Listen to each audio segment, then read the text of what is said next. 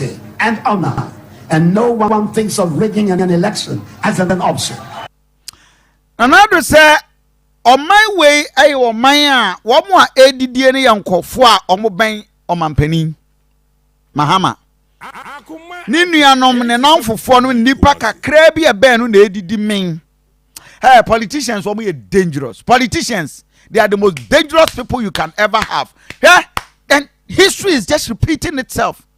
And I do not go for and some more catch of any say Mahama. The same thing because the people who are enjoying are the people, the inner circles of this government. One can. What can you do at them? Adiana Ekosuni dangerous for this country. Mamena Mamira who Akoma FM 87.9. Oh, Obizo be send credit amano. Ah. For the number for tuja. No more send credits and for mano. Meba ever from mama mena. You miss out say obey okay. Yes. And we only a look so say a person who didn't come over asem we are one of it. Oh, you can call look for. Just say I think say the center cannot more hood. You can call look for me. Mebo na my very 66-year-old campaign team me can as a Canadian accompany Japan. Coming Saturday's week and a party in Kwakotoba. Dr. Ansusan, a lecturer, and is a principal medical pharmacist, a physician, physicist. The physicist so application of physics into medicine. Okay. Yeah, so physicist. So, I see. I work here in USD, and he's with the oncology department. Yeah. Physicist. Oh, and that is how you pronounce it. Physicist. This is no, but that is why lawyers are learned. We learn medicine. We learn everything about everything because your clients in your oncological case, we should be in a position to read about physics. Physicist. No, but he is physicist. But we will read about physics, as I said. Anyway, Doc, we have a code here. I don't know, but I'm worried. Not worried, but I'm surprised. I said all technocrats, experts, and guys from various professions. It will be Kenichi. Are they? Me do see bebre and pay me fanchama. Dikama me mommy and son. Yama everything because I'm there with them alone. So okay. Yeah. Our wife way. Yeah, we're free. Oh, Kafra. Yeah, so too bad. Adume Japan or Little Angels. Okay. And Akoma FM 87.9 Kumasi. Okay. Your man pay. Yeah. I'm so see. I say who say technocrats no. Yeah. Most na be the Kenichi. Yeah. And Kaube Campus can dear Senko a businessman. Ne then a technocrat will be a per se within it. The first answer I will give is that we tested the lawyers, we checked the economists, we think that let's give the businessman the chance to go. I see. Secondly, I think I was the one who organized the lecturers at KNUST campus. Okay. To go and meet Ken. Now what happened was that Akoma FM 87.9 Kumasi. My name is now for phone bidding Koma, and after talking to them, I realized that people have interest in the politics, and as you say, the president said we should be citizens, not spectators. So me cry me koda kakra, but me wana me now for now on a boy you may wejayana, on a boy you may wejayana. So that one gingered me up. I decided, okay, let me form a group of people and see. But I was marveled the number of people who came on board. So I decided that, okay, Honorable, this is the number I have here. Akoma FM 87.9. Dialogue with them and let's see what you have for the academia. T the TN say, Emra me catch Honorable no so. And lecturers in Bibri Kushiano Ejimo. Yeah. And obi no mo okra no mo nya me team member omo nka me group no. Okay, but omo buy. So mo be tie ni papa no woka. And after okasa wie ye no me won krofo bi on be join group na nsama no de to platform so no. Then I asked myself, so, okay, until honorable touch lives and also what change the thoughts of people. Secondly, hey, boss, there's a total Akoma FM 87.9 Kumasi industry. Okay, that's what's happening now. Until ama good brains ni nyina eko. Boss say wo hwa boys eko abrochi ni nyina eko ye PhD. Omko ye wi, omko brains because abrofo na see brains na nka say use. E boy yeah, omo tap. Say GR no kromo ngi bi US de na ka o gi so chro GR. My people me say me throw about 7 recommendations. Kwala ni nyina akọ. O man throw GR ni ade bia. Pa omo wie ya. So the point is you ask so nti emre share honorable no. Me kai doctor ba ko okay university. Chemical engineer. Akoma FM 87.9 Kumasi. Bi ma why incubator bi a etumi hatch X more than abrofo ne de na omo de ba no. Okay, pe honorable say boy no ho say mema 1 million Ghana cedis obetimi aye bi ama.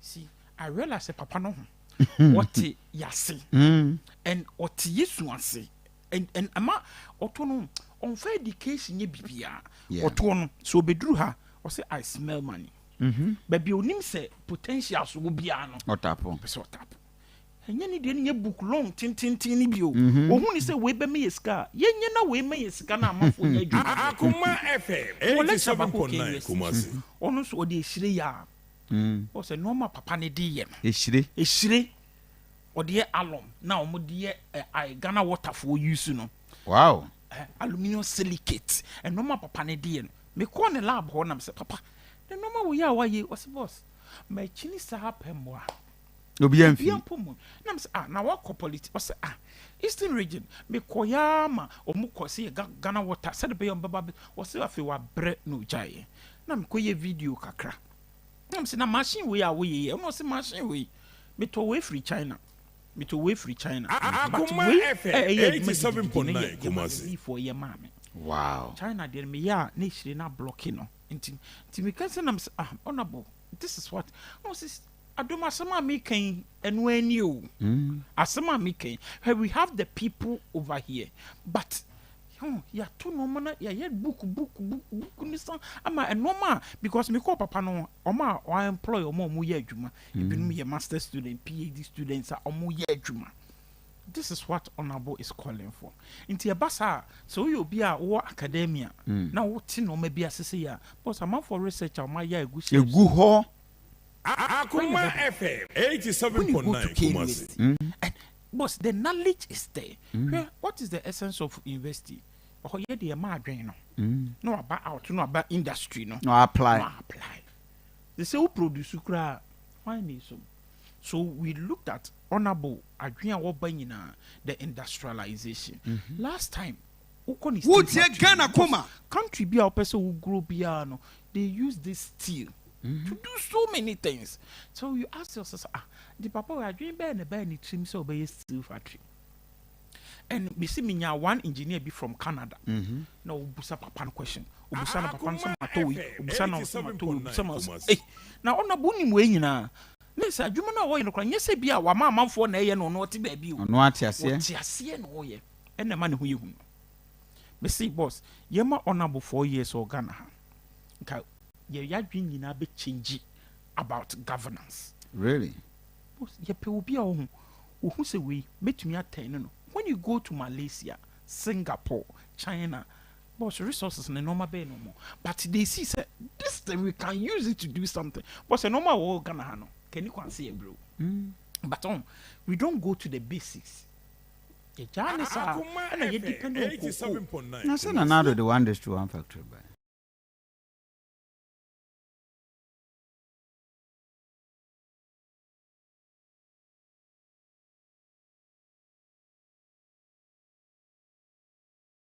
Fiada.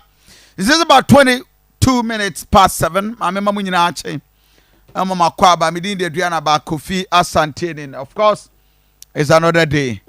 Nyame gusu shiraye yin ode na domne ne boburu hunu no eka ye ho. Thank God today is Friday and I no pay your transfer. Na me pesa me hwa ade bi. Na fiada a week na tomorrow na the new patriotic party I decided who leads Ghana on their behalf. Info Analytica organization at the post at the Aba. Now in that poll,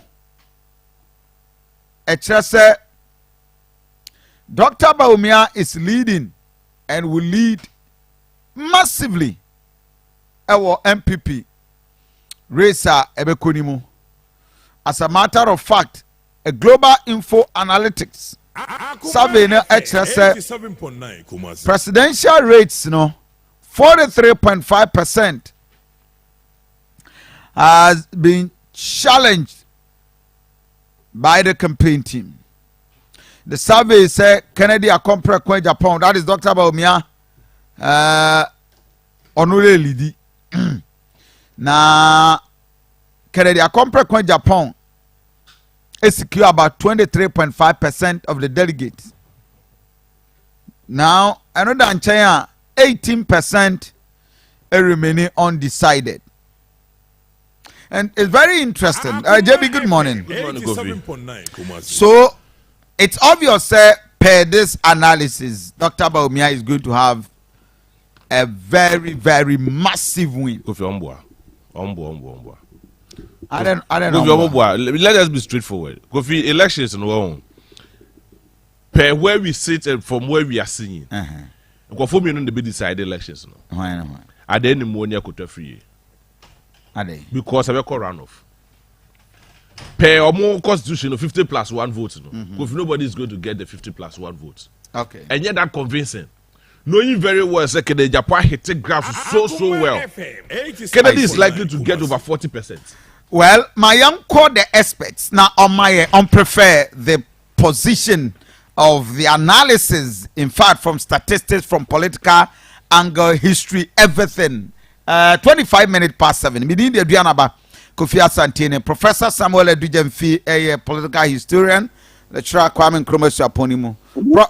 Prof, my mem watching.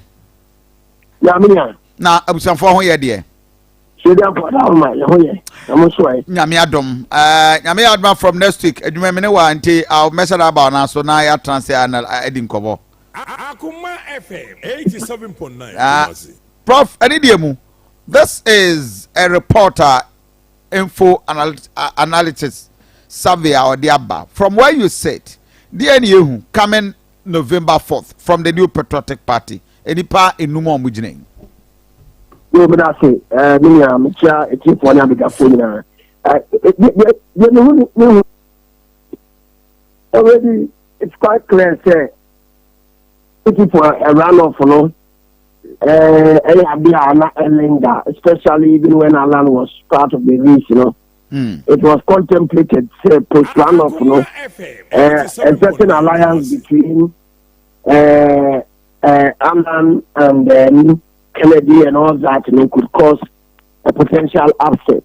Okay. That's what you mean, very, very clear. Yeah, could cause a potential upset near here. Such speculations came from city one more warrior party faithful sir.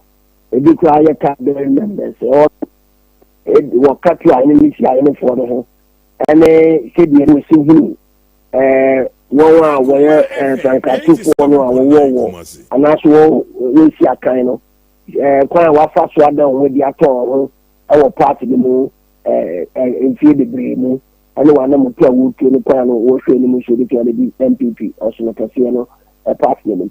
I personally believe say around this time no I have said earlier even by the time one more ethics started the race in terms of lifting the so-called ban say Obi Kennedy was even sprinting ahead of Alan in the sense he said I felt they said not Kennedy one anyhow we are demonstrated say Obi to me Asom party, not only necessarily in terms of his capacity to be Asom Ghana and Mum. When I look at the wedding, I first say he had enough charisma. And now I'm the kind of chain, open here, like with your material to train and I say, I'm common the being and I'm right. I didn't want to be right anyway, but the expectation was that Sam Komodiano could have spurred him on and gotten him to sit up and not live in a state of utopian. So, I say. Fundamentally, the showdown movement, which came on the back of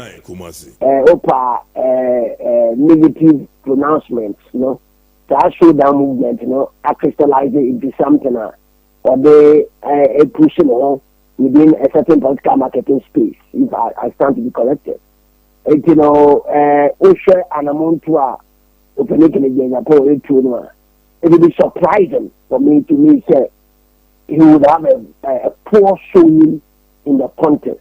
I think it is anticipated, say, there will indeed be a showdown in terms of, galvanizing support, his support base, and making a good showing in the contest. In terms of the percentage,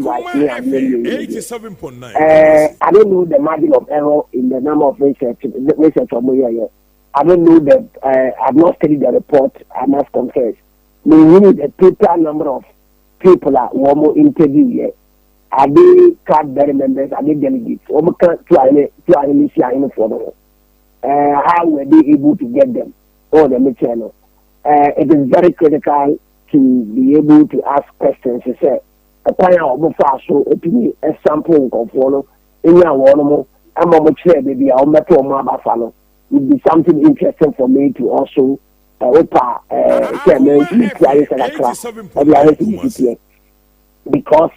I see to me out of me 20% it will interview here, maybe 50% it will interview here. Don't even know the kind of funding that went to be done. It's not easy to look at this number of persons, right? I'm just saying that is over in their hundreds of thousands, right? Yeah. How were they able to sample them? They could have some electoral rules, what you have to register. Any idea? Maybe they did a lot of that on phones. Any idea? How long did it take them to be able to do those stuff? Any idea? If they also did one-on-one interviews, and I say survey, or however they generated their questions, my view is that how did they get to a percentage a bit more for us to make some generalizations useful generalization. I don't know if you can go back to the data before you to tell us women are the entire population in terms of sampling. About which is informing the 40% and the 20% the other percentage. So they are very uncommon, and yet generalization, and yet too much, and quite a two-skilled an analysis or the material. So you'll be 40%, but maybe 100,000 out of 200,000 people. Yeah. Maybe 50,000. So we need to get these kinds of data. It's rather about perception. A sector or a section of the electoral college is homogeneous. Sometimes it may not look like a propagandist analysis or agenda to satisfy certain cause. Even though this,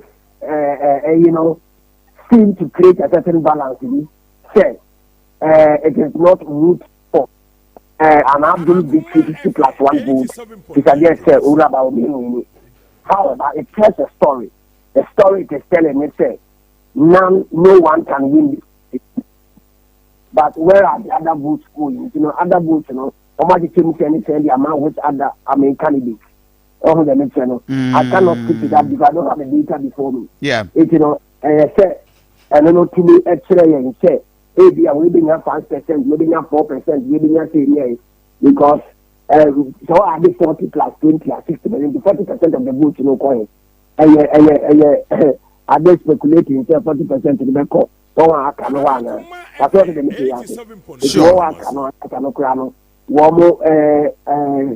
Juma Ben or 1 year, commitment then almost over time.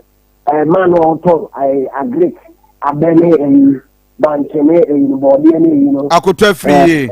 I don't know 15 or 20 or 30% I can answer them. You know, all the channel. There should be something driving it because you know, somewhere I also say, you know, they only say I could say they have 20%.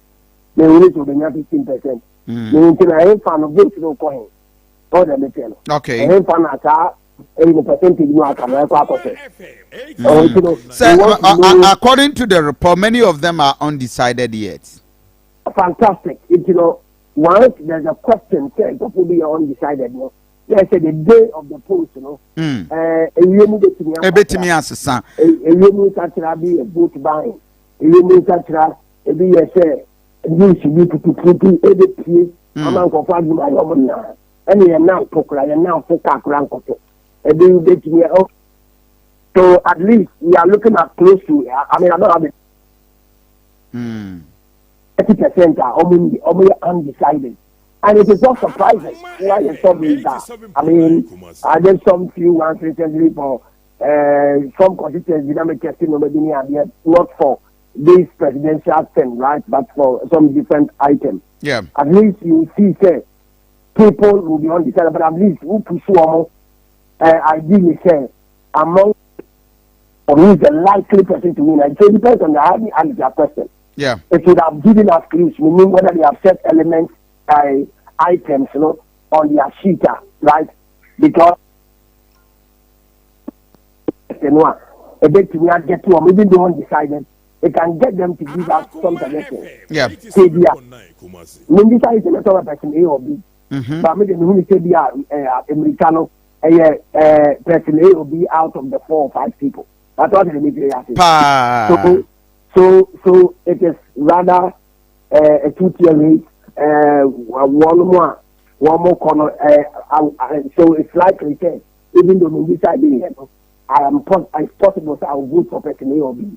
All can't tell direct, but you can make that influence because who is the viable winner or who is likely to win and win massively. Now, now, Prof. Yeah, okay, Prof. I may perceive this from you. Alan Kojocha Martins exit. Ebessa and Yamana. I mean, fundamentally within the NPP, you know, let's be frank to say, Alan Kojocha Martins is mobilizing himself or mobilizing or the engineer his own political career still within the MPP. And that's how I've said it. Over time, been shifting from that position. And the reason is that, voter, he would want to appeal to the floating voters who are very significant. The kingmakers are all Ghana. They are copying MPP, NDC, vote. There were a class of people who are almost say, the health said, and no message qua, and you said your man is a break qua. We are just so every decision as you vote to the court. Be able to look at Twabano crowd, no, we are in the Nipano or a part no another time, break and so very honest or very. By Yaya Dreamy Akuma, young Kotoya back, it can say, you to boy, and I say, I'm your woman to you, see me.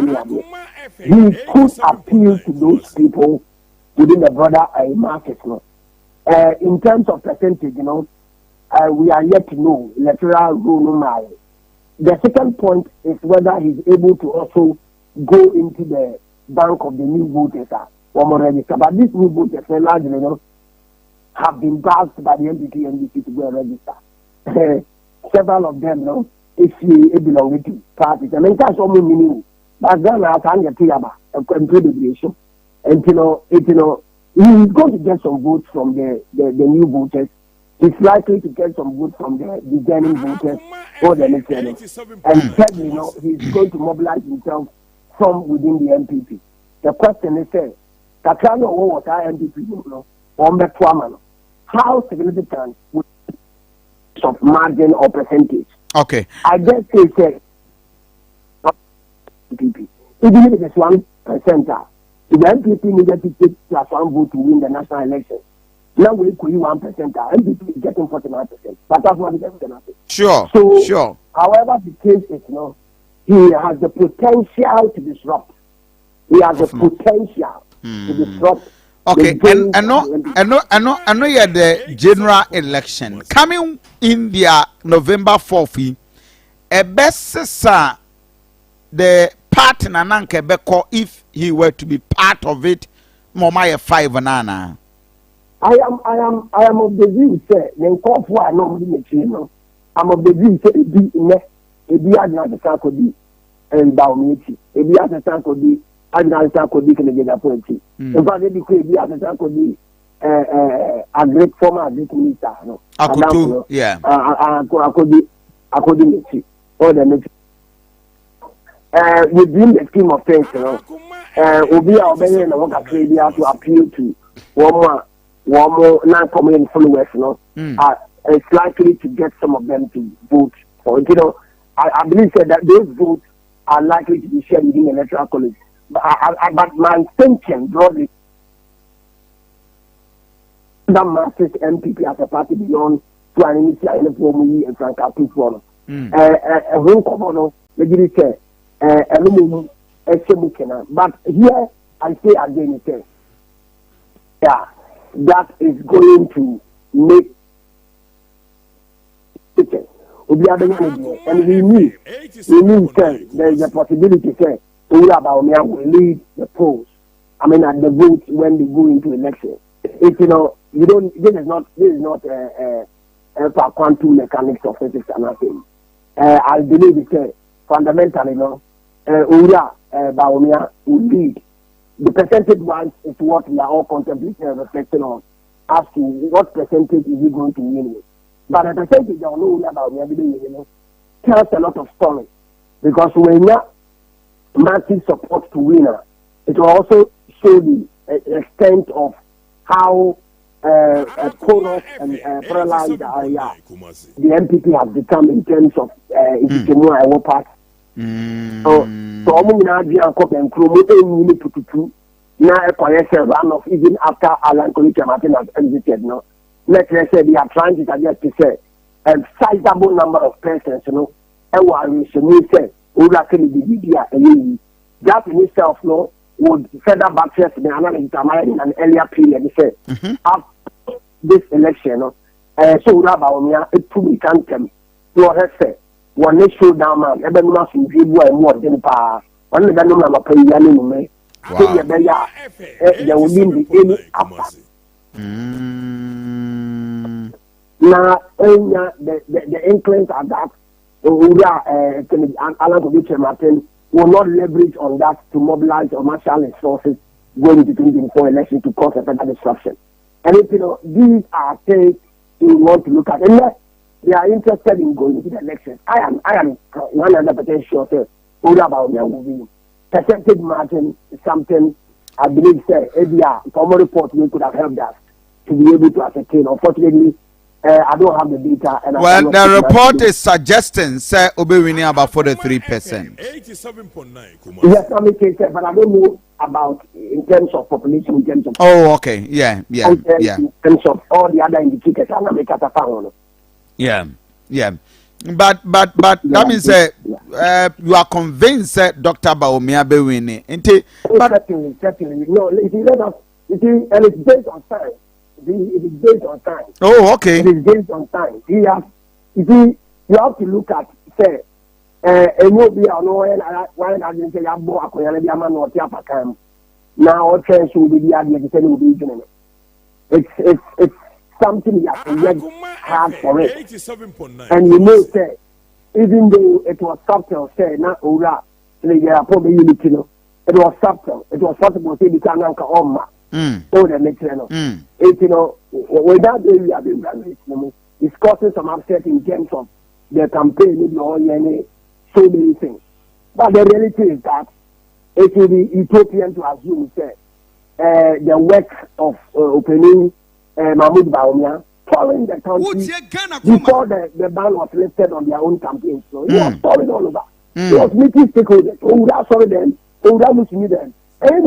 In fact, Ojiaji communion ready. But the communion now, it's let us not let's a junior or the other. He's never taken the part. He didn't say he had done this for him. He's still working today as we speak. It is fundamentally, you should tell him, it is not only euphoria and excitement. He has never had the occasion to insult any member of the MPP. Mm-hmm. He has never had the occasion to insult any of the delegates. So yeah. He's always had the occasion to always try to appeal to them. He has grown to be a very good politician and understands the rules of the game and is playing it. You don't assume somebody has a certain gravitas to make and so many people suddenly, out of that euphoria and excitement, he can cause an upset. No, election is based on science. It is based on emotion. Oh, I see. Point we are making a very serious point and interesting. Election is based on science and not emotions. But people like Ken Nomachita for say the grassroots, the ordinary Ghanaians support Kennedy Japan to Dr. Bawumia. Yes, so if that is what you are saying, I'm sure it will translate. I own 40% in the co. Based on the yeah. I own 40% in the co. I asked that question.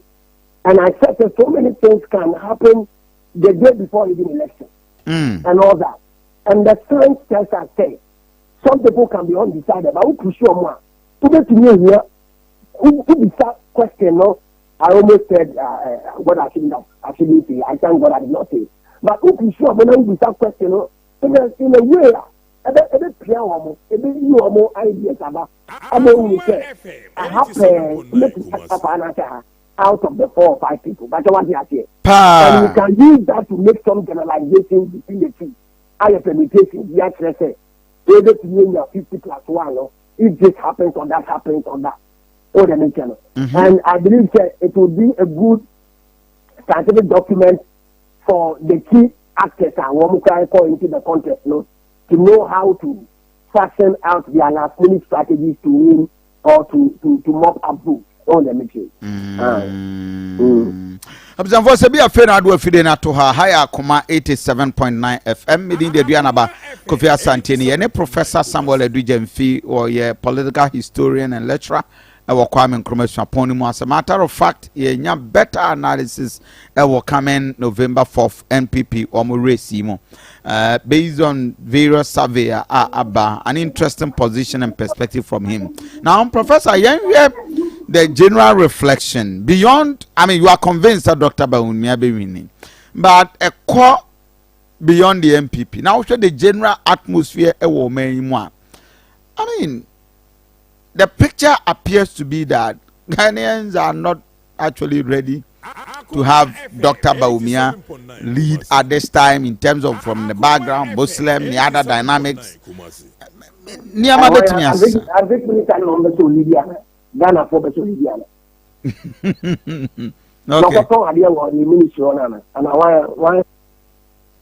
youth will tell you that they are thinking of more of Kennedy Japan.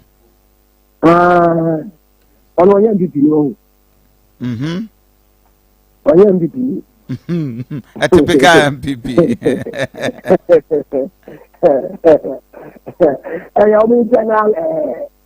Campaign. I have to be fair to all of them. So yeah, basically, you have their contest. The point is that they are all MPP members. If you try to some of them more MPP than the others. Yeah. Oh, okay. I don't see the voters, will overlook. I mean, I'm hoping that the Ghanaian voters, we used to go for the Ghanaian voters, will not overlook bread and butter situation, the economy. They will not overlook their own future, economic future. And I believe the Ghanaians are growing, and even if we have not grown, we will come to terms to say politics must be tied to development, but nothing else. And if they have contested ideas after this time, they should find ways of working together in a common front. Either by Omeo Kennedy Japan, or maybe in a one more edit and race in the kind. We do without a survey, you can tell. But what is important is any strategic ideas you've had, let them bounce it off each other plus their team and their groups, and have a common front going forward in 2024. Because 2024, it's going to be a tight race. I've said there's a possibility that the NDP can push the election to a runoff. I'm not too sure the NDP can win 2024. It is early in the day, but maybe I am a Akoma FM 87.9. I'm a painter. Go company 2 years earlier. So you are likely we are likely to have runoff in 2024 election. Hello. Dear me what can I say? And I just the 2024 election and yet one time win for in whoever. No, I'm not talking about that. It's possible to go into a runoff. And it will depend on the dynamic it is show post the MPP primaries. Okay. And that dynamic, I must be frank with you. You see, that dynamic, you see, your politics, it was subtle, and what that things be. Now, I will bring some of these things up after the internal primaries of the MPP. The upper. People just get too emotional and they start speaking anyhow. So they are saying, they speak off the cuff. Almost anyhow because this is an emotional way of being politics. But the reality is that you need a certain caliber of person to lead the MPP. For Ghanaians to take that caliber serious. And I'm telling you, this runoff is possible based on the outcome of who leads the MPP. And I've said it before. I wouldn't repeat myself today because I'm on election. Afterwards, I will call a spade on some other items. Now, on a very serious note, Ghanaians are growing and we understand the global politics and what drives it. Okay. Because we can't play games with the destiny of this country. We cannot play games with the destiny of this country. but I mean, there's one thing I am funny, very interesting. We share the technocrat, the doctors, the teachers, the lawyers. As a Duduanano appears to be tired with them, corporate individuals leading the country until we share the support. Kennedy Nyana, most of these individuals need Edinechi, and you realize that looking at Ken's caliber, any of these individuals Edinechi, what have they seen? They are no more who would muntia. I mean, he doesn't appear to look corporate, though. But I say, what we have to some of them are seeing him to be an outsider, insider. An outsider in the sense that he is not clothing himself with that academic clout to suggest to say he will follow the norm, right? And so, a certain outlier who has his own ideas, any idea to want to push those ideas and hope to make me a testimony in the political space. But yes, being a successful businessman will not make you a successful, president per se. Yeah. Being a successful businessman could also equally make you a successful president.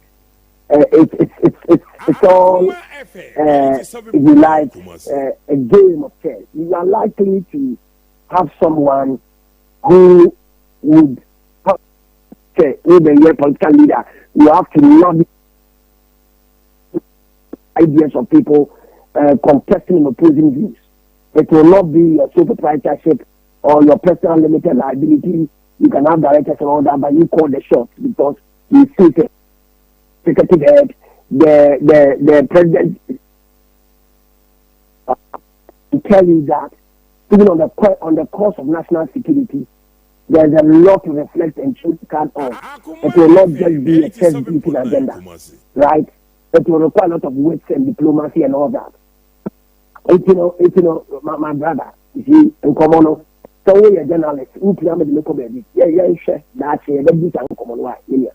I said that Jimmy is uncovered. I answered an uncle, me do. But my main wrap up with the general atmosphere of Ghana.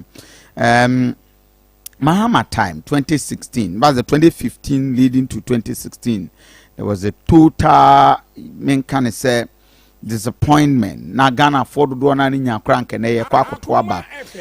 Is history repeating itself? Our Ghana, in terms of last but 1 year to every political leader, term, that disappointment, total desperation, as a name from Ghana for. Is that what we're seeing? Yeah, I would agree. There's political cycle, no. Every 7th year to the 8th year, no. A month for who flow a buying, it sounds a buying on getting to its 8th year, no. I don't know whether it's the case of our politics or the blessing of the 8th year to allow for power automation. Okay, maybe the miracle of our democracy is still a miracle than pragmatic or, if you like, more of a scientific sense in terms of how we have sustained it. There are a lot of indicators that extra democracy. Any other key stakeholders or more. Who have played some referee role, mediating rules to this democracy to have electoral turnovers every 8 years. What is significant though within this research? The systems are around economy now. And conform to ETR in normal economics as bread and butter situation as food, clothing, shelter as inflation as suddenly it reduced 70 years. But available for first year no obi ampre economics asenity obi ampre inflation eti obi ampre weti obi a ema ba no kwan aba no obotai obeboa any ade but by the second term you say am Kofi work on the job almost said that money ade it what has been the case. Should we keep on giving them power for 8 years? Maybe we have to try removing them from office the first 4 years. And I say this not with respect to Mahama, former president, Asante, civil 1 term. The NDC served 2 terms. I've said it time and again. It is Mahama, NDC first term, no Kwankubesa, with the second term. That is what I want to state with emphasis. It is categorical to state fair. And I only state it categorically, say. And I'm on tour, Sabri, X-ray, say, 8 years, no air battle. A buy for Beba. And into the MPP on its own mantra, now, the anomaly, and honestly breaking the age. Because only we say 8 years, I had there, Kofi. Quite over fast to Kofi, you know, by through the power automation, say, a do 8 years, I'm going to run off ever. What do you say? And they say, in terms of figures, what they are saying now, we say now, permutations, are different, even though the issues are similar or they are related, even we don't follow in sequence, I can say, we come along a certain cycle. I wouldn't say the history repeats itself in exactitude or in exact sense, because conditions prevailing, circumstances, including other extenuating factors could differ a little, even though they could be similar. So, as a historian myself, I wouldn't say history repeats itself in the exact sense, but the scenarios and the conditions could be similar. And we are seeing similar scenarios and conditions by the 7th to the 8th year. And so we are seeing some cycle. That is why we can, out of scientific analysis, say, we will see. Until said, we ABC, our course and the course to reanalyze, rethink, reprogram, because we have had a certain pattern following, not necessarily in terms of sequence, in a way, except the similarity. By the 7th and the 8th year, and we can use that logic to make some issues. It is fundamentally a bit in action. I said, we are using and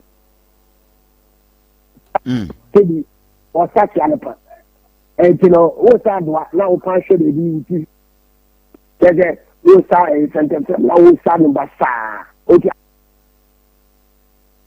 but he said, all time of who read them. I don't know. I have 78 years. You should read them. Proud to say, and by that, there will be greater apathy.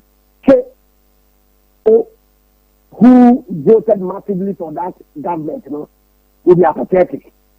And so once the opposition closes in, then we go into a runoff. And then the people say, no, it's time to give the opposition the chance to also come and lead after winning 8 years. This is the kind of logic that goes into it. It's about the Asante region for the MPP around this time. So there will be our party. So much it was our area, so you have the found the high. Whenever I was selected, percentage. That is exactly some of the 10-16.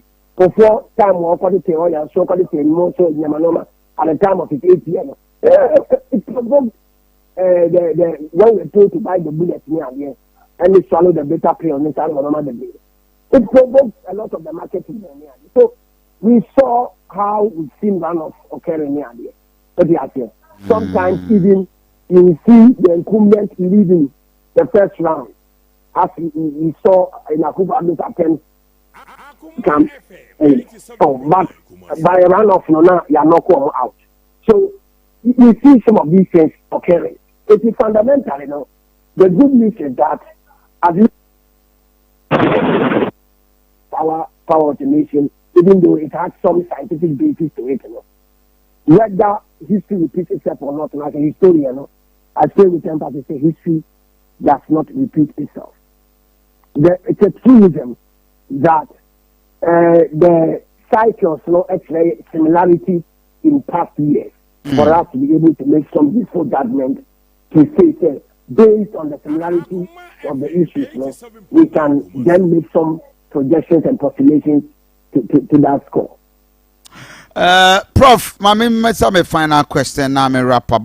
Earlier, the Alan's impact on the National Front and within the MPP. In an unlikely event, do you see Kennedy and Winia or Betimia Teneho every MPP mo? Now, Ebanisa, any alliance with Alan, what will happen? The reality is that I have a basic situation.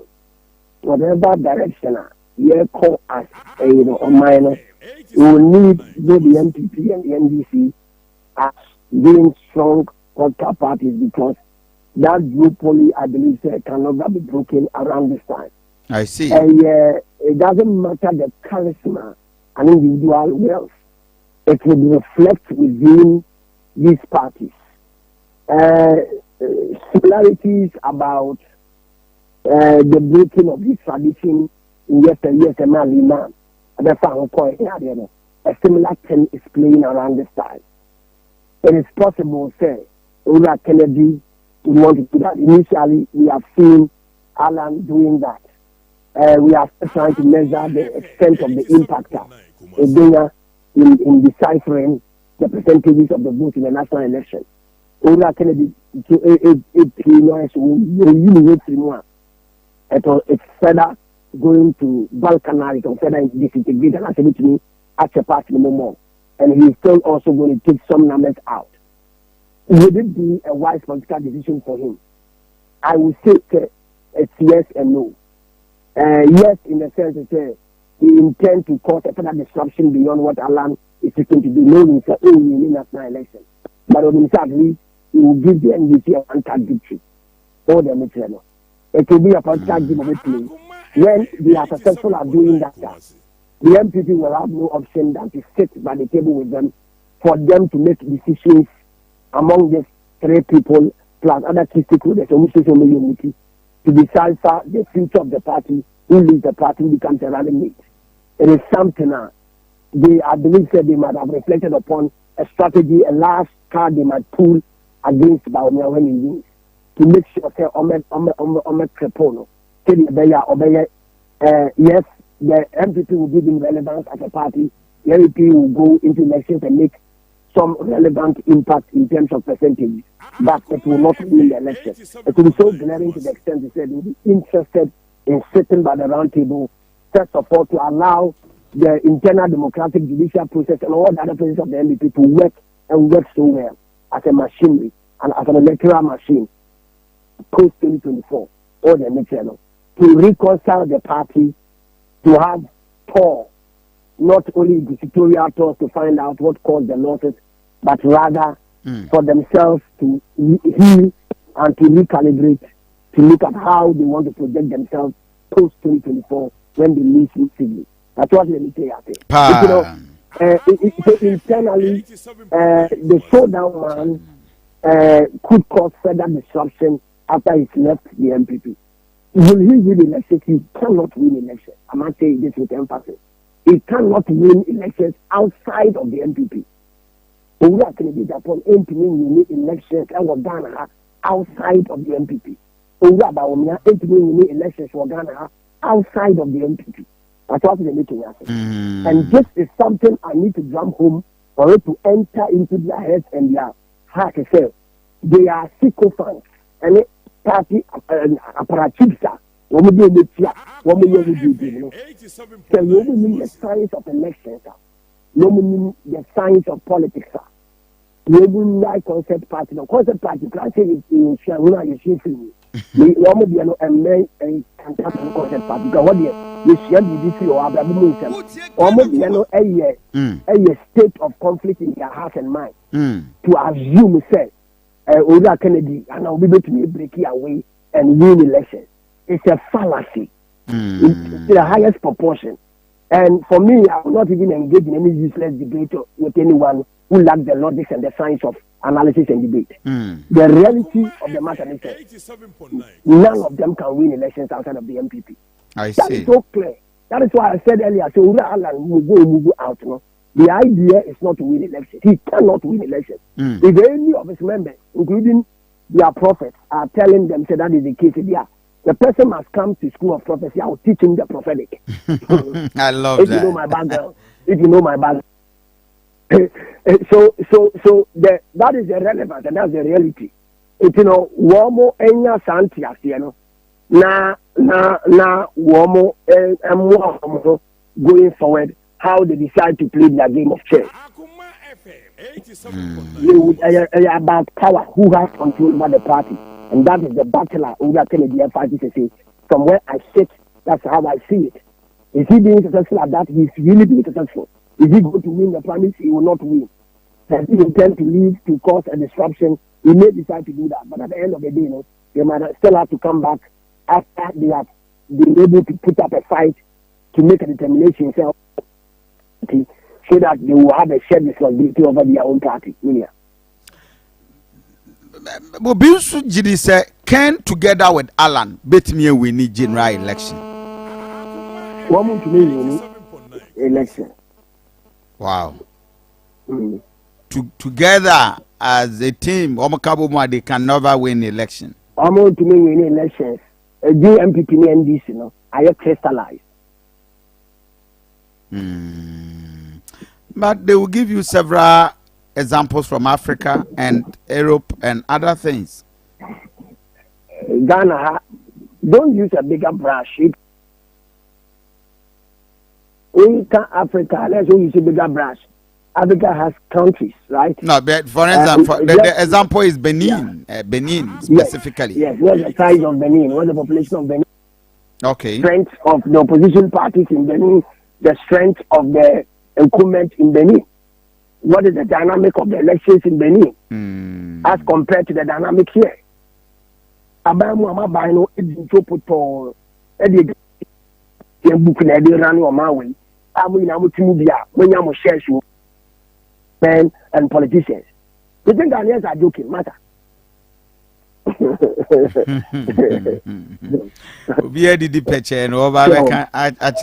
Anyway, Prof, Anope, I am more than grateful for Akwenya Wanyamame. I did it from next week. Very, very much grateful. Professor Samuel Edujem Fee, KUS. And in fact, if you don't know, or so for Ankasa, Evans, very extensive discussion. And Kofi, it's emphatic. Can end the day accompany Japan? Yes. It's hardly so be winning the election. That is the premise, Nekra. According to the good professor. Baumiana Woka. No, I'm talking about Kennedy Japan. Japan. I say it is not likely so bit me. And it's not likely. Yeah, it is not likely. But Baumia is the candidate to beat me. But Echamano, young the Ama Baumia LED. Yeah. Who said the last time I attended here say no. And I analyze global info analytics. Hatamna Alan Kodio Chematin. A part of and Nana Chematin LED Baumia. Yeah. No leading around there 43%. Yeah. And ne Adani because Alan Kodio Chematin is out of the race. Yeah. And don't forget, say a moment Alan Kodio Chematin is stage out of the competition. No. You ninkro for Nimubia now a few almost across the carpet. Yeah. It be a call a year majority of them and a call Baumia. Yeah. Any yes, and that is the top supporters of Alan Echo Baumia. The grassroots we cannot determine because most of the MPs, the government officials, and they didn't chair. Yeah. For the fear obviously of losing their position, they all went to no question any woman say obiti say Sylvester Tete, member of parliament for English Amanfru, now oye one of the campaign team members for Alan Kodio Chematin. Carlos Ahenkra, Lydia, Catherine Afiku, Sylvester, Mabonidi, Hohway MP, Mama Pat, more, young MP or one northern region, that guy, Price MP, more OP more. Kofi constitution of the MPP nature say the moment are over severe ties with the party, no, so they are say. It means you are no more a bona fide property of the party. It once are only bona fide property. Let me help you with that word. We don't call it bona fide. Call it bona fide. Bona fide. Me that say lawyer. Bona fide property of the party. Fantastic. Once you are no more bona fide property of the party, it means baby a wujina how our party ni dimono. I will say you for near by elections. It's answer. What say. Onye MPP nibio we funtaban oya fafanto eti no the fear of losing their seat compelled most of them to come out publicly and say no yentimi ni Alan entwaso na untimi Alan so ntwaso dia hwan na ne betwaso eti of course we saw them say omunina e declare ama Dr. Mahmoud Bawumia na ko feel say the moment a penino ebe declare ama Bawumia no na ne nkura no so etasi because obi o ha MPP o ye very highly influential ewo ne base so they say all can constituency executives all can police station executive and electoral area coordinators so they say eti o here survey omuye ya by asking them Alan is no more in the race. Why na mbese moto abama no? Dr. Mahmoud Bawumia and Adudo no aka na Kofi enie. O say in the MPP or we call the Mamefa no nto nchen ansa. Bawumia enjoys strong support in the northern regions with over 70% backing in many areas. Japan, on the other hand, is showing strength in the central, western, and voter regions. Now, Bawumia support.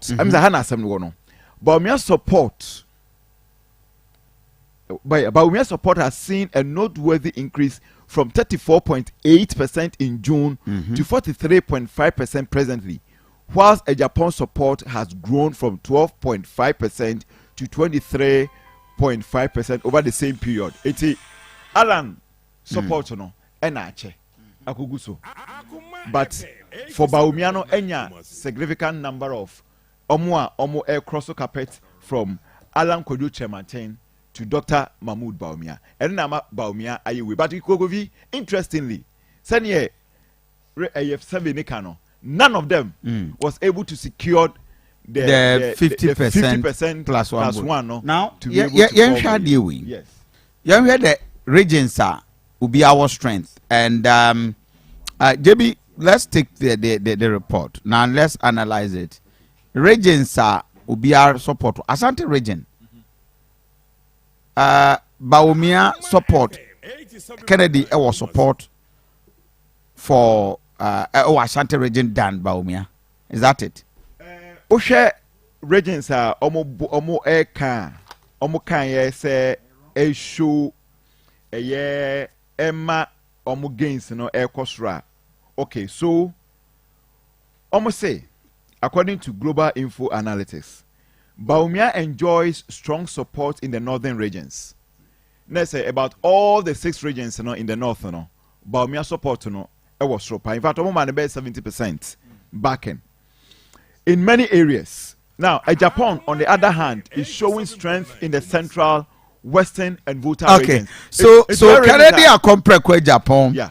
Volta region. Central so region. So unim say na Alan Kojo Chiramaten so support Volta region. Yes. Right? It waje. And Canada akwaje. Interestingly, me surprise the northern region. I wanted the nobody is able to penetrate. Nobody is able to. Bawumia enjoy 70%. Bawumia enjoy 70% of but them. 70% cry serious.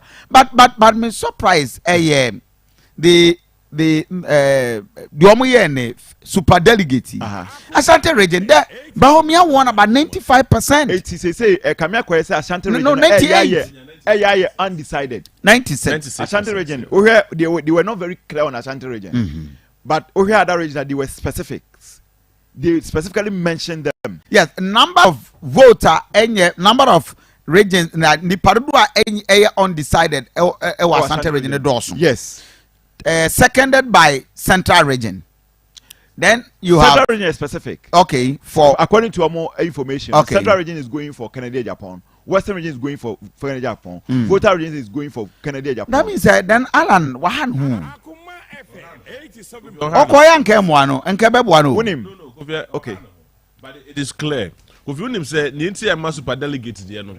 Ekoko ba ne say 1. Super delegates do no mo kokoto ye ni na they were in position. Okay. Mame nkwa umaso na mene lawyer Williams kusi wa the leader of the Canada Compre Japan the communication team in the region. Council Kofi Asante ni mame watching. Na bibi aboko de. Say ja wo hwe miminia.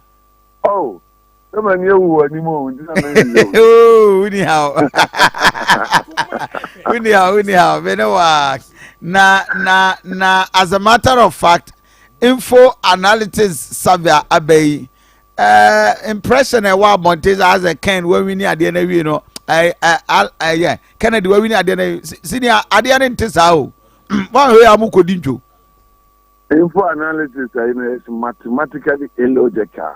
Oh, really? Yes, one baby Nyasha second one. Ubi Benya 43 now Benya 20 something. Okay, couple 100% was undecided. Undecided that the analysis. If that were the case, then the conclusion that there will be a second round shouldn't have been. Because Kennedy 23 is a straight win for Bawumia. Okay. You know, sir, Akoto and Ademu Nimo. Abaya koti obaja campaign cry. Abaya koto ni nanam form o ade de mo so hyehyɛ marine kakrakra. Omo number bia. Yes ye nam ngurom ni ye campaign. Mukwa mu nhia omo ba bia. Ye nhia mo. Akoto ankasa eho akoto wu nhia no. I see. I difficult say over soldiers second 23% near second round. That will never happen. And so to that extent, I think that info analysis and accurate. That notwithstanding, it is a wake up call for us. Okay. You know what I say relaxing. We are Jumadin because 1 week is enough time to bring about change. Now let me tell you. Then the info one year day, minimum your grounds. We have research personnel, and I answer by virtue of training, academically and home training. We have the sense of analysis to know what is going on the ground, and we know. Okay. I think 2 days ago, Mikoshia Alan supported. To my utmost surprise, they have about 600 people per delegate supporting Alan. Hey! Our fabric is. And then Alan was support, sir. Master, Ireland structures are not the campaign. I was shocked. They took time to tell me about their structures, the women's wing, the every police station they had one as a zero. And we spoke to them and they agreed with us and through their support. They are assuring me that if we got to break east there, it is a 90% east. Hey! Yeah, the new mission moment to be slow. Yeah,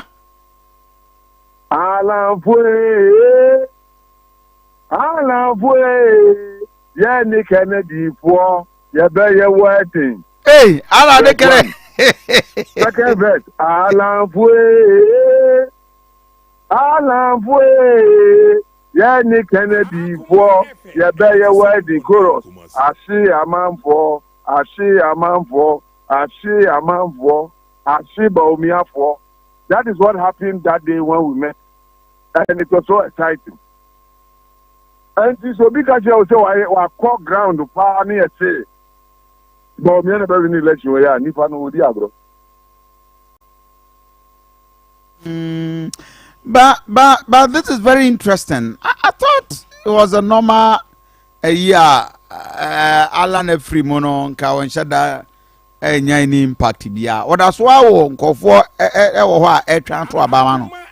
87.9. And what even gingered them is when they asked me about a company the Alan Bemba party, and I'm using Great Alliance as an example. That Alan need not be a member of the MPP to join MPP to win the election. He need not be. Because there can be an alliance with Afafranto. And no more say wow. And look, the new man do for Rikom Kasara Alan na strategy there. Obiani Bio say, what say the support base of Alan is the matured and grown delegates. Yeah. And to come people with vast experience in politics. And if these people are advising us now, then we have a big advantage. And they have also come to the realization that we make mistake. Two more people, you can party, MPP party, and your party, they know that. One will be by JK. One more by JK. That be maintained that. Oh, Papaya, on your MPP, so MPP into about me, bisa pick up, send higher or so, maybe. And then I was call to my MPP into. And they don't know why I'm an MPP. Now, we are no court lose you, and no record to manner. Is it not sending you to losing? I don't know why my parents may call court to lose you. I know now what the only thing you could say as having done for the party. Now, I say, Matisse, Omoya, and normally I'm saying, only the three bills in Yamada. Both the same with me. No, but I was mete Dr. Mamema the spokesperson for Dr. Koto, the team, Dr. Amuzu Sodeke, Ewo Ahumaso. Doc Amuzu, good morning, Kofi Asante, Bibi Abokode. Good morning, Micha. I have phone here for you. Good. Mene lawyer Williams could see the other side. In fact, I was surprised to hear from him say more Dr. Kuto and Adenimo say Mukrade the campaign moja crowded that. You're not doing campaign anymore. That definitely be one more institution and no more wish. But are you on ground? Me no kase. Oh, okay. I see. You are meeting delegates. I'm not in Accra. Yanante Ahafo. Aba constituencies. Ewa Bunoha. If you have me quite catchy mine. If you name me, you might not be to be here. You might send you no problem. So mobile Juma grounds. Once the Dr. Usofi Akutuno offer direct interaction with the people. And to win a doc now was yes. Yes, I know. So is it not surprising? Yeah, most likely I'm also standing there. Is it not surprising to see, sir, even at the Bokra Bible channel, our 4% 0.4% from this latest info analysis report. Oh, say info analysis ni posters aka no. And I can say one crime. I am a scientist, so I respect research. But Osha Idwana Mayanwa, Nipa Air Kotraba over 205,000. Now, why a study based on only less than 5,000 was no Krawenya. Now, all the extrapolated decisions may be, including say, all the chair, one more be winning, one more be say, Tano super delegates, no. Now, a chair say, but you should have put it on first 5 no crown. So, hello. Tiopa, I'm listening to you. On count, Benjamin Chadiano, and or any nipa, most people are looking out for because a clear for no money delegates now, yeah, for trouble polling station constituency. Electoral record, do not you clear for. One must say lawyer for the president, soldier for the president. Oh, you will be the president, but a Canadian the president. It almost a do yes so. And this is what people are normally afraid. These are what people are normally afraid of. Into Dr. Usofia could record in agriculture, planting for food and job. What they are to say, why also a buying amount policy back up, why implementing any some fashion no fabric and financing OBI. The contenders, let them give us one policy of government. I their man of Sefa Juma. And so he has a track record. And the record for Akutu is that you trust that he was successful in planting for food and jobs. It's the most successful program. Successful to the extent say the highest GDP growth of the agri sector was 8.4. And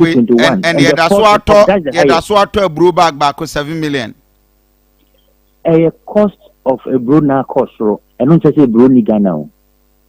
The man Nasebi oba en kosro. Debi. The man Bruno born course no so yenya da yebet na team kasa. Won say edu baby na yesi body no.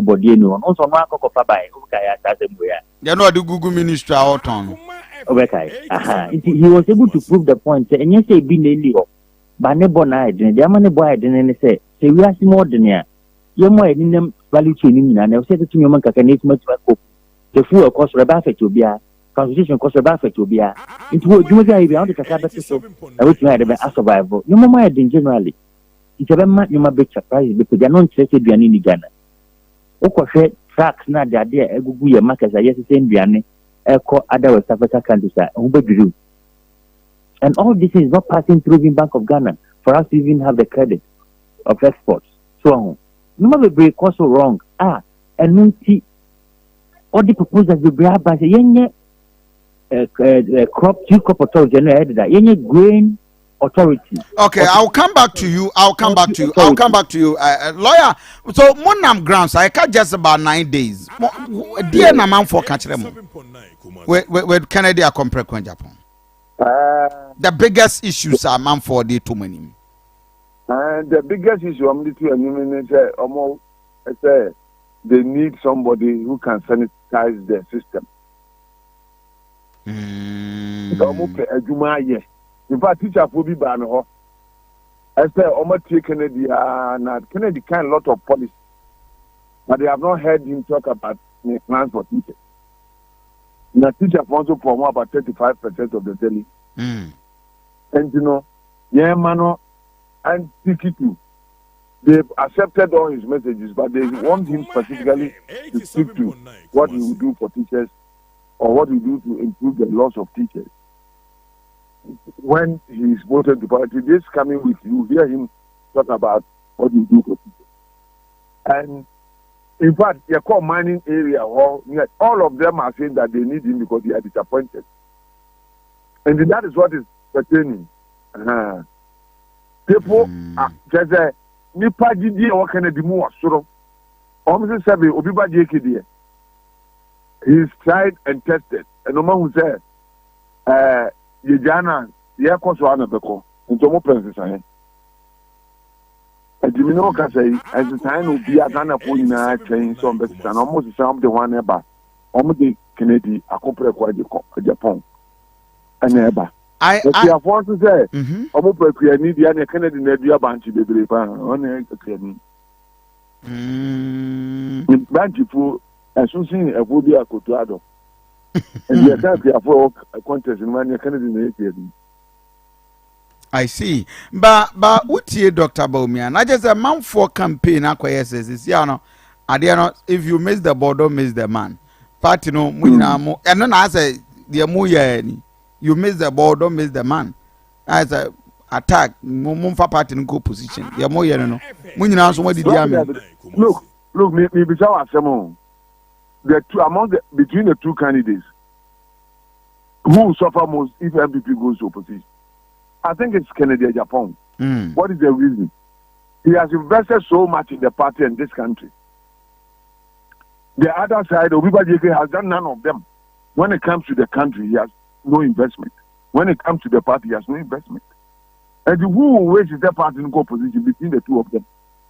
Mete say no dean of chairman eka say assembly eka ye good party no. And I'm saying me no one a good party no. You better aba. Now to need police station. You say all executive members of the police stations are your campaign team. One a good party no. And you what? You are the one collapsing the party. We are dean of chairman. Now we know how to be say support one candidate. One a good party no.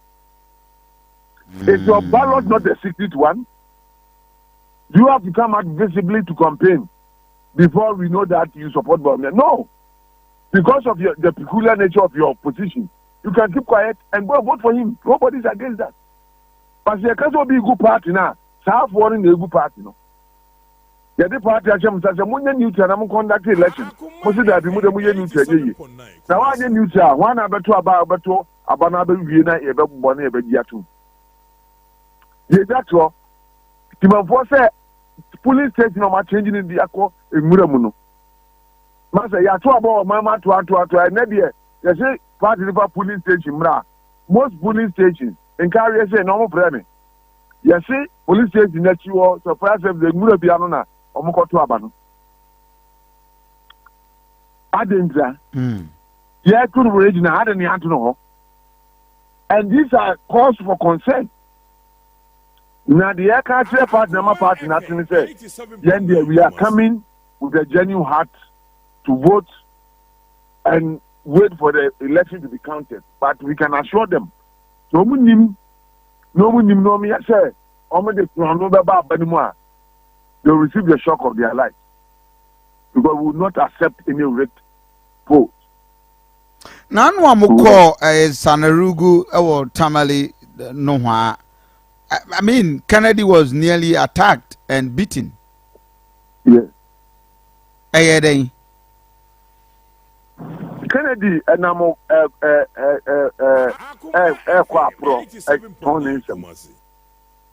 and then some came no yes, no catching of them. Mammon told my home because they have given these people A, B, C, D. Obi emunia kukum okoboro Kennedy. So I'm that you now. Sabi, it shows how violent they can be.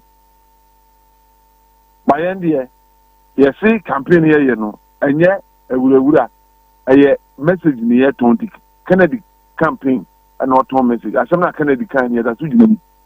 Because maybe to more evidence on the night of the election, I'm more at Lancaster Hotel. Meaning they see it. I'm not a second lady about meaning they see it. May you not come map of her. Chairman Bika wa park in the garage when you see. Now after 4 for no, you better the basic about Sanya man. Minister Chairman for now be better out of exactly what happened during the special voting. And the candidate on Kasakwa, workers and no picture, pictorial evidence to show, say indeed it happened. And the panel no better attack Kennedy in there. Send you can say, give me a small boy. So I'm mobile to his rescue. Nobody can violently bully us. We are more than ready to face anybody who dares threaten. But Uko Kasu, Yama will be car back on 1.5 billion. Yes, Kennedy didn't throw. Why to me and your evidence? And I'm saying, no cry. What didn't you say? Mimi to me, Sima who be car. Mimi to me, the movie. Now, only the camera for the beer at Ampo. And I only. Wow. Camera for the beer at Ampo. I'm doing my fault with Jomi. Camera for the beer at Ampo. A bit to get a batch there. Now, my maker has come to you. You're 2 about the year. I love Gloria. Wouldn't be a camera for the year. How many day? I'm going to constituency. I'm not here to about the security demand. It will be on the share. No, Mama, executive 22. And also, I see. Didn't that happen? Omuko no constituency. Yes, I would him. Dabi. They went back knowing that we were going to campaign on it. Omuko constituency, you can say, to be a quarter, you might be 20,000, you might be 40,000. And the Momo Shani, no, the actual figures were never told. But the truth is, I candidate they can. That is how much they were giving. So, and you know, it's not a thing. They admit that no, I did not. Chairman, he admitted that yes, they went and secured the mom and so mom constituency. Yet he was denied that he didn't receive anything. The dean of chairman in Asante region. No, it was an Accra interview. I mean, it's national. I think it's national. Oh, okay. Okay. Just 1 minute. Dr. Muzu, as we speak, Dr. Free Yakutu, message our denama or born to ano. How best and a delegate for no receive no, because in Asante region, Dr. Baumia ire crabet na more than almost 2 weeks. Dr. Baumia bakoye a hand will free. Yen shed de hunu. Na no dey a kwakoto be Asante region kra on man saying 6. But more than 2 hour region, all the 47 constituencies. Are you done? Yes, yeah, ni for na kasabebre.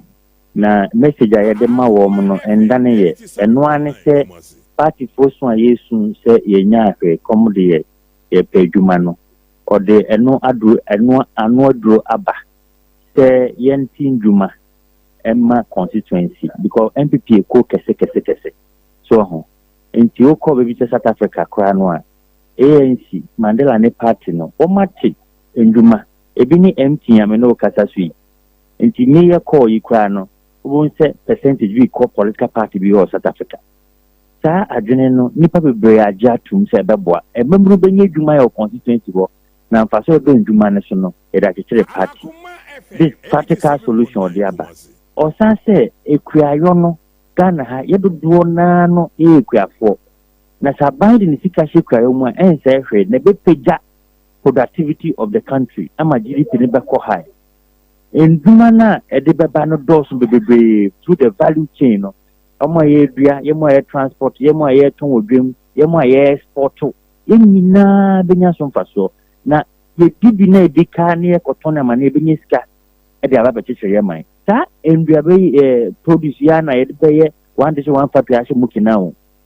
na no na ye nuanum kokote sugar factory or commander no tani ni ahwedefo nti besi nesa sugar factory anye dwuma nti wo sekwa na hye mukina de aban sika shem asem o kan nipa bebre gitum se ne kwan so a nti o ma hye ne bo si e beto ama no na o ka bebi fa Asante mai MPP branch no kwan fa so to super delegate no a eno no de se obi enim Ghana ha se ya nhye dan to aba no ye pem nhye intimidation and brutal force and ye to the extent that regional executive kwetimi show the ballot tanya wanyama no a good party no ofin so ho eno no Dr. Yusuf Akoto se esirida o hwenim nti yen kosonya campaign yen fre ba ko yen bra party nim yen ka se ehun hia se yen ntokwa because ye contest we to see papa ko pe ni nyina ya fo anechi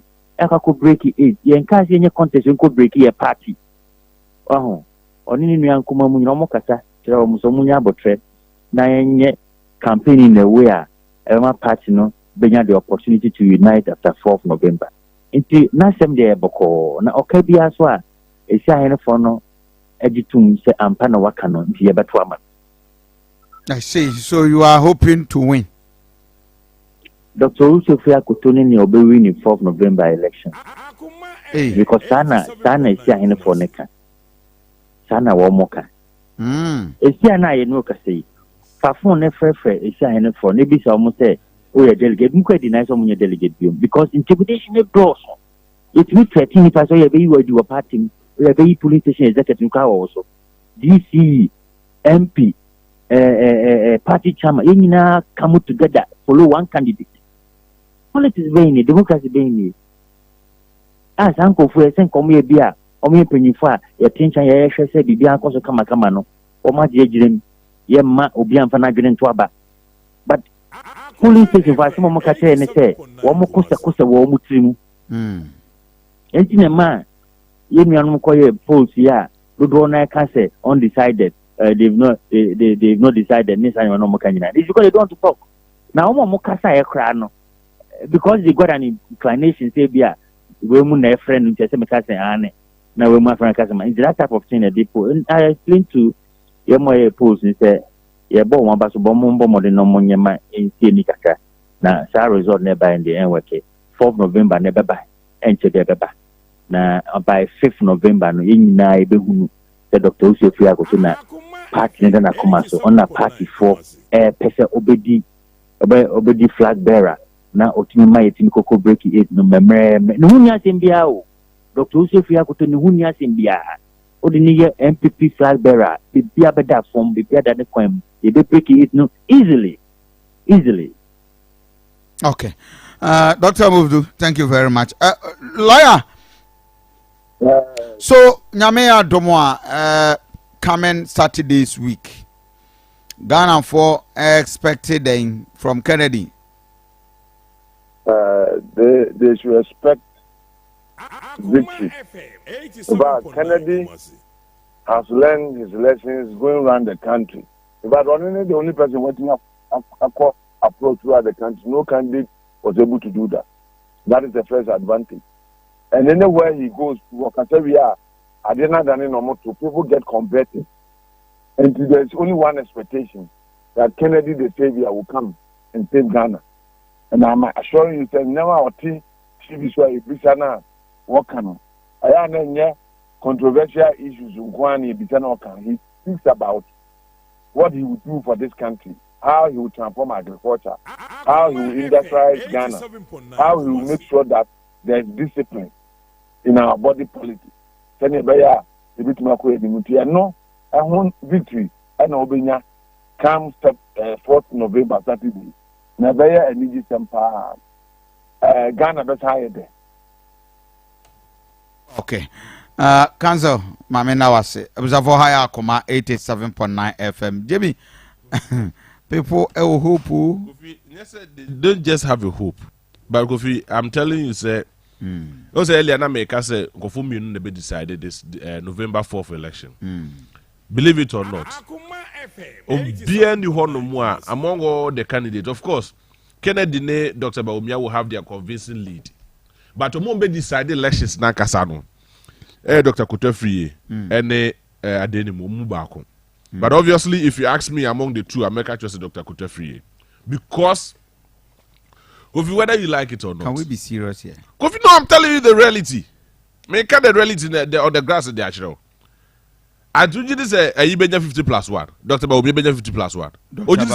Dr. Baumia will win. Kofi, I'm not saying when you're 50+1 cry he will win. Kofi, I'm telling you, nobody should deceive themselves. Dr. Baumia will win. I mean, this is science, not guessing, not conjecturing. Kofi, science, it's a scientific. Scientific. There is no proven results. Why? But this is a fake. No, this is a fake analysis. Kofi, you can't tell me say 22.9% and no one decided yet. Yes. How? Many people have not decided because Alan Efrim. No, Kofi. This is a very fake scientific analysis. Because if you ask me, disagree, but don't call it fake. Well, I disagree. Let me put it that way. Yeah, disagree. But Kofi, let me say. Earlier, I make actually say, Omo to the August 26th there no.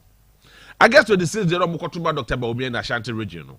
Kofi, they were all in position. They were in a privileged position. And that privileged position here, Omo MPs ne Omo mu there omusru position. Say there you may you Omo Frimunti. They let them do the needful. But if you all realize it, say, Omom Kotomo their headquarters or no. And numbers no. Did you see the amount of voter Omutumi Puli or other candidates let me pull you or It's the same reflection and the BC on the grounds on November 4th. Now, remember, and of course, these elections will give you a lot of surprises. And it will tell you, say, Ghanaians are not ready for whoever announced the highest bidder or something like that. No, Ghanaians are not ready for the highest bidder. Say, 26 August, no Moko Sika, and Nkofo Etutuma on there. The same story is true on November 4th. If you are able to pay more there, then be assured of your win. But JB, let me tell you. Politics na yeah. Adia na yeah can. Yeah fact. When Kofi, I'm Obi ne ira betena kromba for 2 weeks. Kofi Juma gay and Kameya friend gay. Samira Kofi. with a 21,000 euros bag. Come on. It doesn't speak any Haji volume. Juma. Kofi, it doesn't speak any volume. Evans. It doesn't speak any Adia no volume. one Kofi Baumia will win. Baumia will win. Kofi, that Case die. Case die. Say, I am paid you, mama. who interest? Who interest? But Kofi, I'm telling you, say, emphatically, I am telling you, say, the reality is different. The Momo Kaseba Omia will win. I don't have any problem with that. If you craft 47% or whatever. But I am saying, say, the 50+1 vote, no candidates. And the Benya, November 4th. Kofi, take it for me. Baumia, no. It's going to be Evans, this election I am saying Baumia will win, not because of any support or whatever. But I'm looking at scientific. Kofi, what is the scientific? Man, I didn't know it's Kofi, a done deal for what Baumia. is the scientific? Forget a done deal for Baumia. Kofi. Wow, I didn't with him. When Akotonomy are the Bijanko for, don't give them false hope. Akotona walk on him so winning. Miaminia Penny Adenimo. May I wish Adenimo cry a winning my MPP. He's one of the finest gentlemen. MPP Mwame. The man is ingenious. Oceanic personality, the persona. In fact, he is one of the wonderful individuals I'll be my boy party. But I'm on Tomano. Ajuma Dr. Baumia, he has never taken the delegate for granted. Forget about saying, forget about saying, we knew we are the consequential effect. I don't have yes, but scientifically, within the MPP, Dr. Baumia will win. Kennedy Japan and position who ye. Did you ever anticipate to say Alan Shamate will withdraw from the race? No. I can't lie to you. I never expected exactly. it. And Kofi say Alan Kojo Shamate susu Kobia. Nanka possibly you would think say he is going to cost more than effect. And I said you may win. Kennedy Alan Krakoya Nanka minim say Alan would not. The reality, take it from me. This particular premise is not going for a runoff. Baumia is winning hands down. I mean, man, I heard you more. This is it. This is it.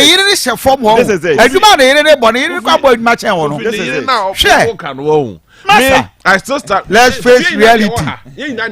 Evans Kasa, this is it. Kofi, I'm not saying he said obey win you. What I'm saying is he will decide for the election. He will decide the winner. I am telling you. He not yet to see. Samuel Sapon. And I'm interviewing Kennedy can come. So now that time now Kennedy a bad now on also bench. Now I'm say over. I'm fair over. Kennedy can come to the ground. Said you will see Bunozo Govi. What's the why? Kennedy can come. Kofi pa. Yeah, but Bama Kobo I'll see a J9. Now Kennedy. Kennedy, other way already. What's mama? I also go fi jaja. Yeah, man, I come over see J9. Yeah, J9. One money people was wine. What's the confusing wine? Kofi Asante. Yeah, man, I come over see J. Baumia Asia candidate now. He on non necessary. Me person me can brofo no. On sheda and campaign on the success stories or the failures of the government. And as a matter of fact, we play the victim. But win play the victim. Win him. The campaign strategy, no. Yeah, he's playing the victim. Yeah. Let me tell you why I think Sir Kennedy Bawumia is winning. Yeah. Popularity. Kennedy, I assume popularity. Kennedy has a message than Bawumia. But Kennedy is doing a national message. Kofi. Meba Tobasi. Kennedy, man, national message. Yeah. Mine, me. Yeah. Kennedy or message. Yeah. Than Dr. Bawumia and everything. But you see, MPP are some now working national election. And in the MPP, scientifically, oh, come on. So you people, I don't know where you are coming from. Professor Adrian say we are dealing with scientific. MPP for to abano Eddie Ama Dr. Bawumia. Oh, come on. Daben. Kofi Abaniya to no now this is my I will predict on Wednesday. Prediction well, we'll predict on Wednesday. Your friend say ascend off. But Echamano, before you predict, Echamano, me say, Echamano, am I permitted to also predict? Oh yeah, you can. You can. Dr. Bawumia will win 50% plus 1 vote. There's not going to be any runoff. Okay. There's not going to be any runoff. Oh, me say, and I'm telling you, Dr. Bawumia is winning over 50%. A call runoff for Evans and Namri. No, Kofi, I am being serious right now because I am telling you, say, share. Ye na ne eti ha. Ebe hu me say abane ye to no huhu mu. Abane ye to wa honamani. No. No say Ghana elections. Yeah. Honam ne moja. Adena honamani. When you get election, MPP for election. When your body has won. When your body ne kodua no ye say you. Dr. Mahmoud Bawumia is winning hands down. Me say on the day of elections, no most started some count to we are. You people about JB bedum the phone. Bad you. Me say JB nim JB. Say me there. JB bedum the phone. Me the phone akwa here. Can you better feel? See na dey see how muzi, na dey see how muzi elections. Me ba o dey yan kwati for. What you for ujiri say hwan na be win. Kofi no say we are populism approach. Who's that question hona o dey question yes, populism. Me ba yan kwati for. Atie for hwan na be win.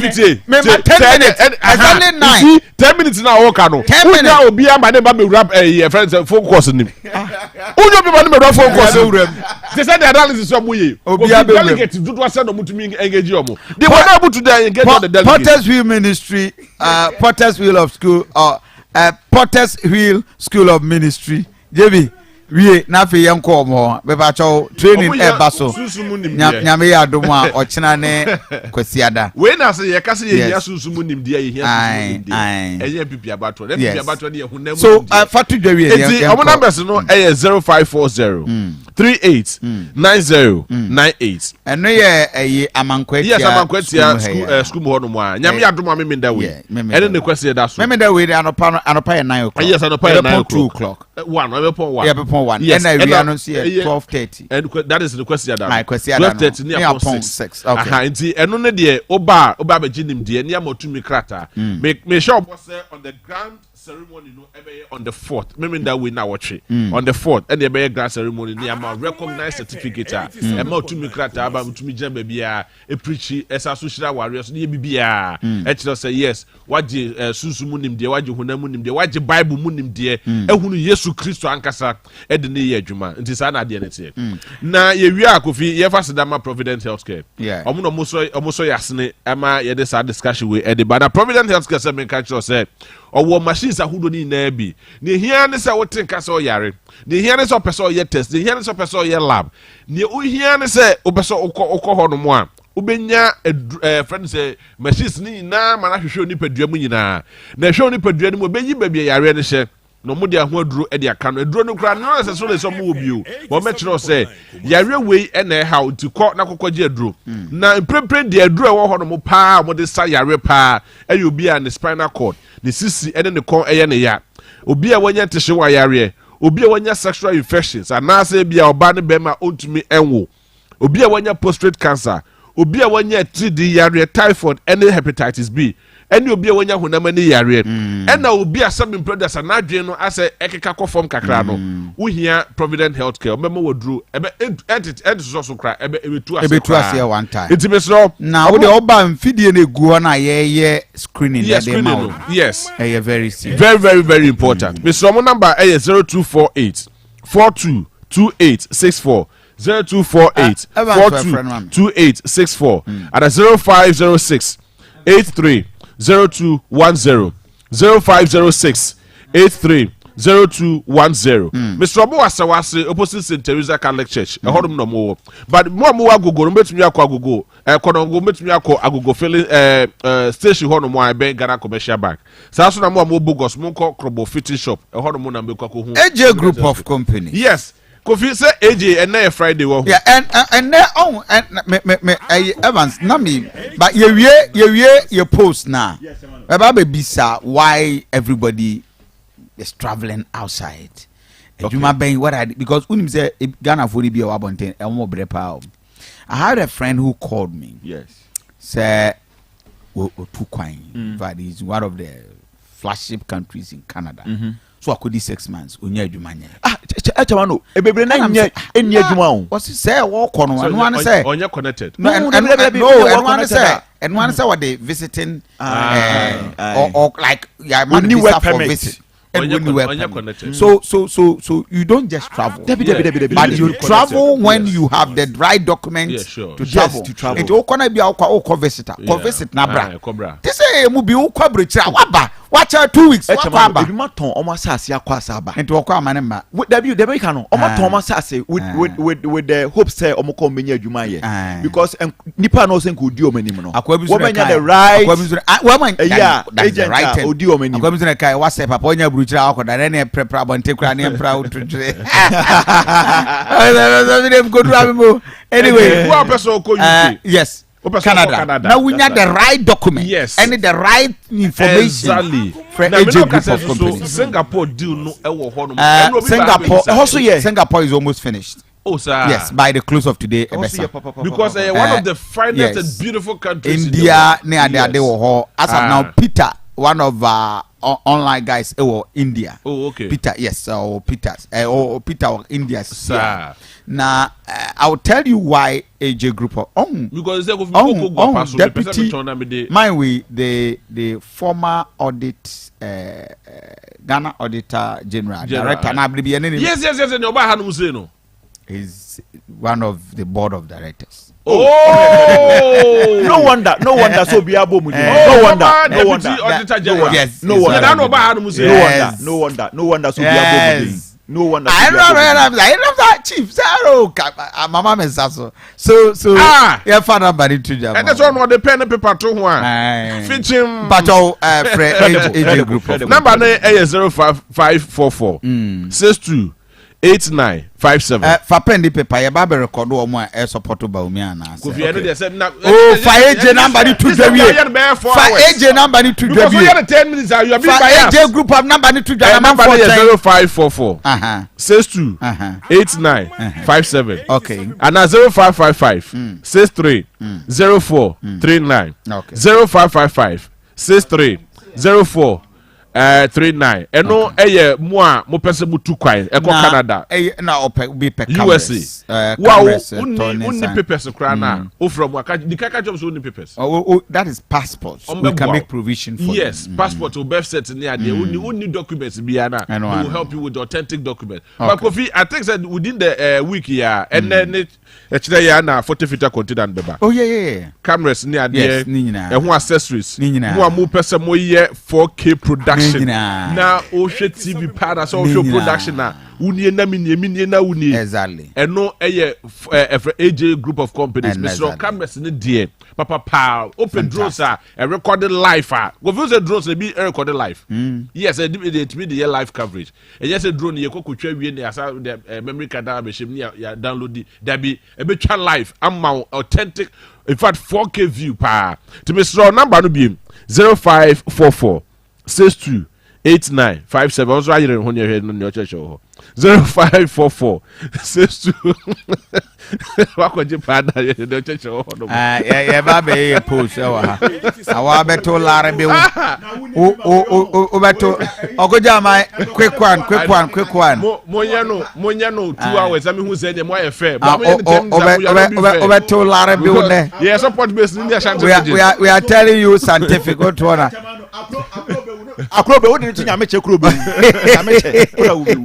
is it the support base in the Asante the issue is not about who you support it's about the scientific no the scientific is what I'm telling you they can lead the election but they are not going to win because somebody will decide go to the oyede wo be ko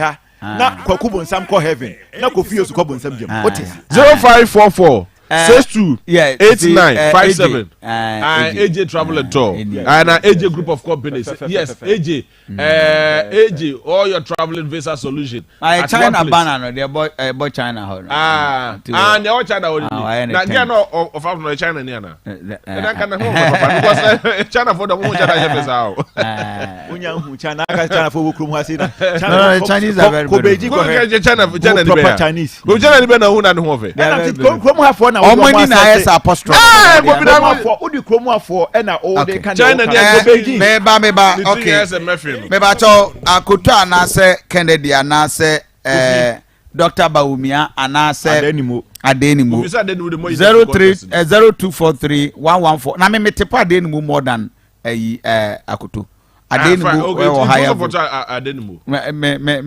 I wish Adenimu becomes MPP flag bearer but onya 0243 114497 0243 114497 and 0322498035 Baumia or what the guy catch them good morning.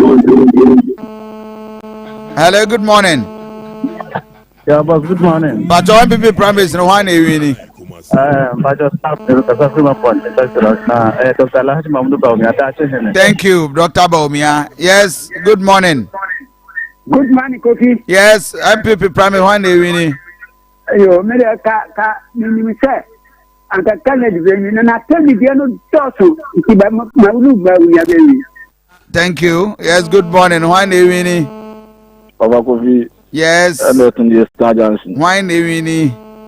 Kennedy akomprefu Japan. Kennedy Japan. Yes, good morning.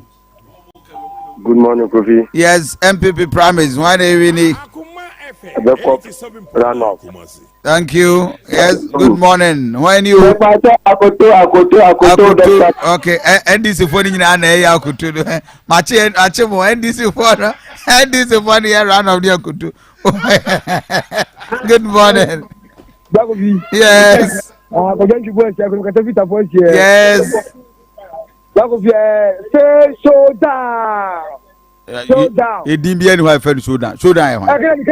Okay, but Kennedy. Yes, good morning. Yes.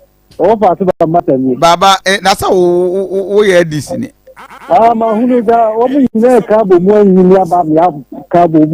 why really? That be we end this. Baba. Yes, good morning. Good morning, sir. Why ni?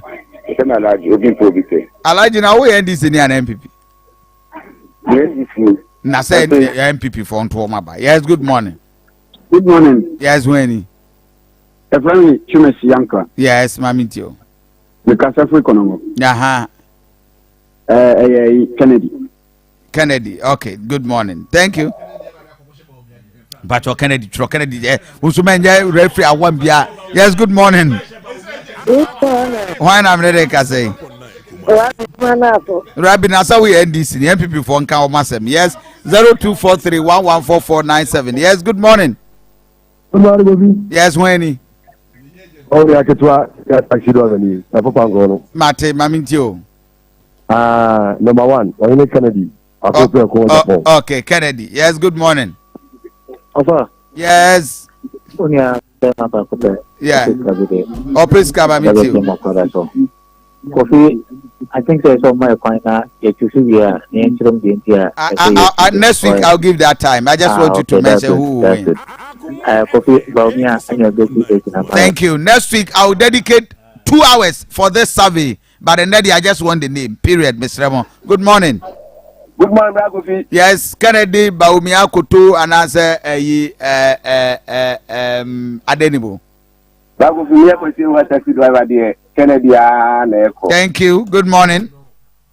Good morning. Medende Mohammed Mekasafi Asante Fijasi. We NDC ni my people from Tuamaba. Yes, good morning. Morning. Yes. Kennedy Neko. Good morning. Okay. Thank you. Good morning. Hello, good morning. Yes. Roman father no Kofi. Roman, we NDC and MPP. Kennedy. Okay. Yes, Kennedy. Good morning. Morning, Kofi. Yes, Wendy. The party of Kwabna Samwa Mkasa Free Cruise. Kwabna Waya. Kennedy Kwabna Samwa. Kennedy Aneko. Yes. Good morning. Adabi was the dinner de Kennedy. Kwabna Pacho Safri Bim Pacho. Yes, good morning. Aduanaba. Yes. Yes, Kofi. Okay, why na eko? Aduanaba, next time to get a phone member, Kennedy no. Okay, Kennedy. Yes, good morning. Good morning. Yeah, when John Kini Mekasafi Fiyasi. Yes, one eko. Kennedy wine or no one echo. Okay, Kennedy and echo. Yes, good morning. When you Manti. Yes, we only one I can say. Me pacho media me say 2024 will be a bonus Saturday in Bahrain and gentlemen in the Bahrain. Why? Okay, Kennedy Japan. Saturday. Okay, Kennedy Japan. Yes, good morning. When you Morning, yes. Boys, but Kennedy, thank you. Just one more phrase before so you could tune a yadenimu. And hey, ready. Kofi Mesro line out the 2 Jano. And 1 year friend. 2 Jano. Safa 2 Jabio. 0243 114497.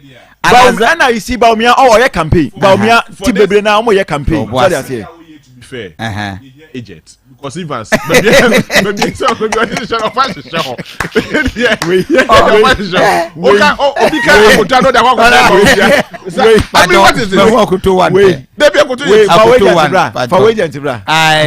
I'm for the 2 na say no go be also from phone. Yeah, good morning. Kofi. Yes. Keda boy yango na sumi nka wo. Ogozi gogo ma video. Kofi, wa oni tia. Ye de ka wa ha say de excellent Dr. Mahmood ba mi. Obacho JB wola no yem famfiri so. Obi a ofre so bi out. Number na dia 0243 114497. Obo wa frefra koto for. Yes, good morning. One half a phone wa frefra koto for. Yes, good morning. Yeah, when you Kennedy, okay. Thank you. Yes, good morning. Kennedy, thank you. Yes, 0243114497. Good morning. Papa. Yes, good morning. When you? Yeah, one day winning. Baumia no win. Okay, good morning. Good morning. Yes, good morning. When you? Johnny. Yes, Okasa free hefa. Okasa free safety on that. Enti wine dey winning. Kennedy na Baumia bebe. Kennedy dey winning. Good morning. Papa. Yes. Kojo ufre free hefa. 87.9 Kojo wine dey winning. Baumia dey winning. Okay, good morning. When you? Hello. Yes. Yes. Baumia na ekro, Mr. Frigo phone. Kusere Yo, me da say Baumia and call. Good morning. Hello. Yes. Papa Kofi. Yes. One of the Japan echo. One of the Japan echo. I call from staying in the asthma train and the other. Yes, good morning. Morning. Yes, when you? Yes, I'm Omar. I'm Katafri North Central. Why echo?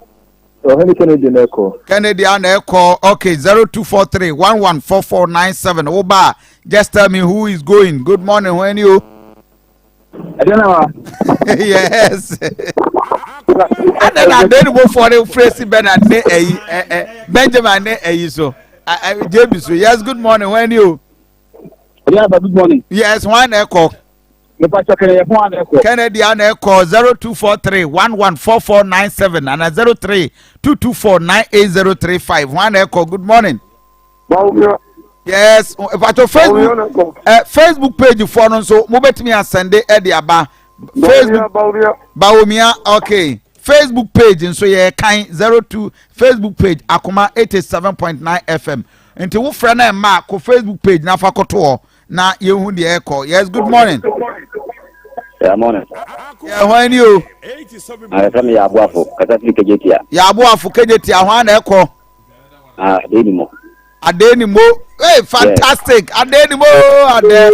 Okay, 0243 114497. Yes, good morning. Hello, good morning. Yes. When you? Agro extension. One echo. You're Kennedy and echo. Okay, Kennedy 0243 114497. Good morning. Ade achichere wa no. Ah. Wo de ade achichere wa. Oboa. Ofrefre. Stadium. Oboa ya chew. Oh, Mother. I saw the idea achichere wa no. Okay, whether you be fa next time February. Good morning. Yes. Morning. Abichi Fajo one echo. Kennedy and echo 0243 114497. Good morning. Hello, good morning. Yes. FM Chumesi Katafri Toyinka. Echo. Kennedy echo. Kennedy echo Toyinka. Me pacho Facebook page for so betimi ato. Enti Ben kan Facebook page. Just adena akoto for the kwa na efre JB.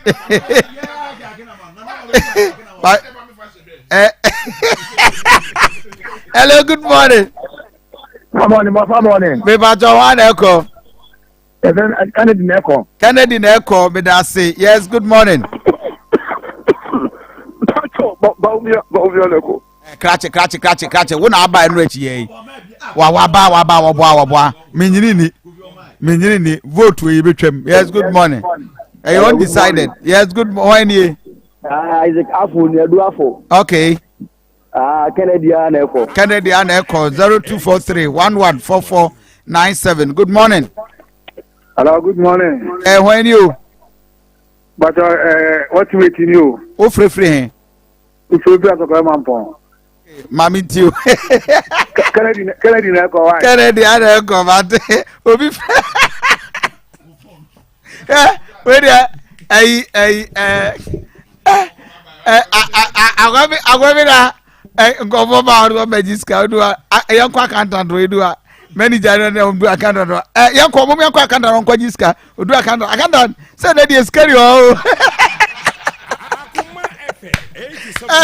agada dey scary o chanu mama e bi na jebi obi afra ya zakodo omo mi akọ yis ka Ghana omo mi akọ edu Ghana no na me director na accountant pato omo ba be jiska so na dey scary etra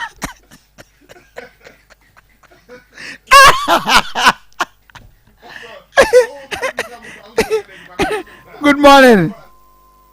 Ande Kofi. Yeah, why na me dey ka say Ande Kofi mpocho Fifi na nyime ka say Fifi Mpochonyo. Akoto na hwan. Mpocho Baumia Maloko. Baumia no Fantini we waba bako. Fantini we di kaba. Kofi omai. Ore kona e di akire. Kofi omai. Or record no 24 terms, yeah terms. So Kofi omai. Okay, good morning. Morning. Wani.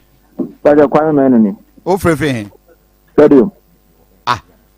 Stadium. Stadium Sobolo. Na just stadium ba ko pe stadium. Na stadium ba ko fe stadium wa. Na ti ba ko pe stadium. De stadium kakra kai. Na ko kura ko match stadium anyama. Dago we so stadium ba ko bi fra no so stadium. Stadium ni ba ko pe stadium Kofi. Ni ba ko pe stadium. Kofi ni ba ko pe stadium. Hey. Okay, Matilda, who free said yes, good morning.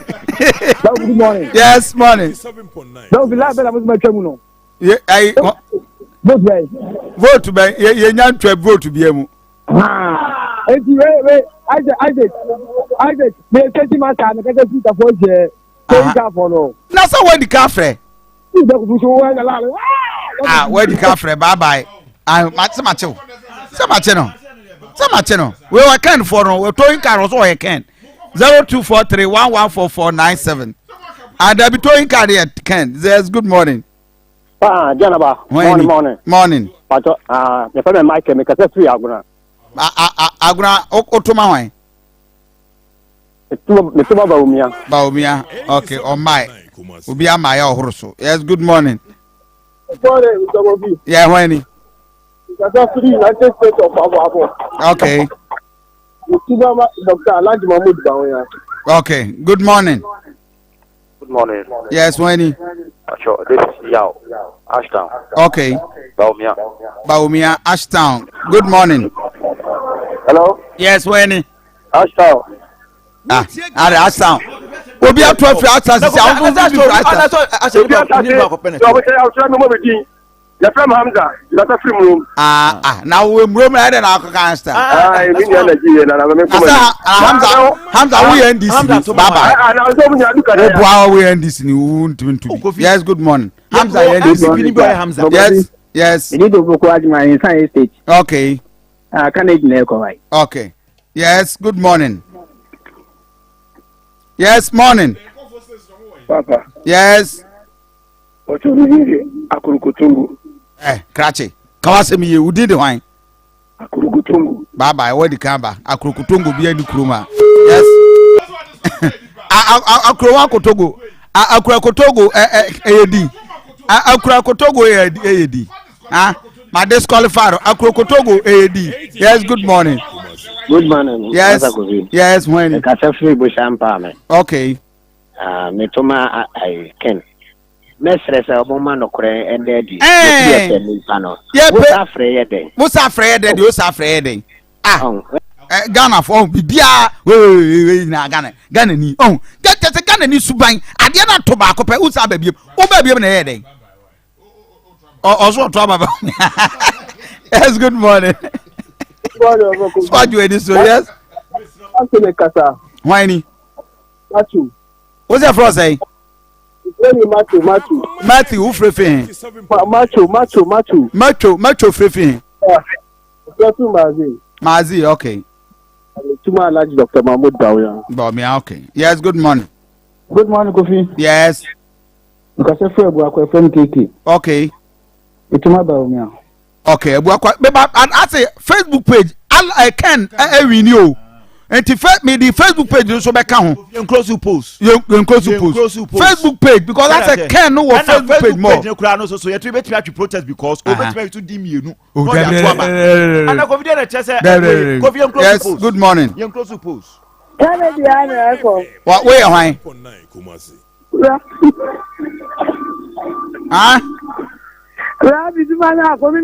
We NDC phone to be. Yes, good morning. Fine. Yes. Oh, kasa free. Kasa biem na mente na me hu.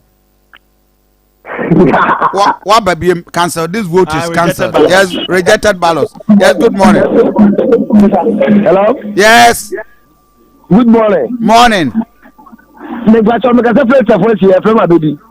Tafosi ya mungu amu yasai. I told you how kasa tafosi.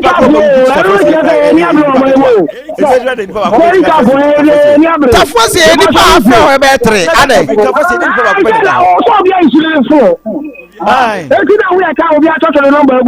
Ah, okay. Nti otuma hwan.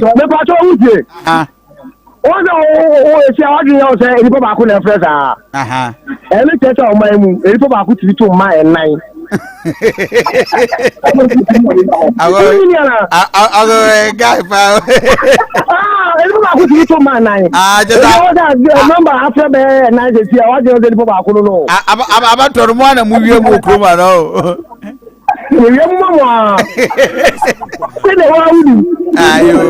And to we are to about to rejected. Yes, good morning. Good morning. Yes, Wendy. Okay. Okay. We are wrapping up with the polls. I can't part 5 near wrap up. Yes, good morning. Good morning. Wendy. Jamala, so we end this. Bye bye. Many people for no more election. Good morning. Good morning. Yes, Wendy. Joseph, the Akoma Baomia. Okay. Yes, good morning. Hello. Yes. Good morning. Cratchy. Hello. Unikama. Yes. Okay. Sofun Katia. Kennedy. Sofun Katia Kennedy. Yes, good morning. Yes, sir. Wendy. Pacho Kofi Chikuni. Obwa, Edina Yawudi. Pacho, Medindi Kofi Chiku. I'll free him. We free Achamade. I have Fachamade. Kumasi ya Achamade na making. Kumasi wa Achamade baby. Achamade or Henfa. Open as well, okay, maintain okay. Okay. About 1 person to be ana. That will be out to my mom for you. Did that be maintaining okay? Okay, but out to my wine. Baumia. Okay, Baumia. Okay. Yes, good morning. Yes, sir. Yes, sir. Why am I not say? Kwame free. Pacho, Mississippi Kokobin. Kwame out to my wine. Baumia. Okay. Yes, good morning. Hello. Yes. Yeah. Yes, Winnie. If I try any mention. Oh, free. Boy, Pacho to my wine. Kennedy. Okay, Kennedy. We're wrapping up. This is the last caller. Good morning. Hello. Yes. Hello. Yes. Bacho Kojo Boate free. Chronom Quapra. Chronom to my wine. Kennedy all the way. Okay. So Evans, we've closed the polls. But Kennedy. And the nipa do say the fray. Kofi, nipa am fray okay, to boss not tell you. JB, my enya boafo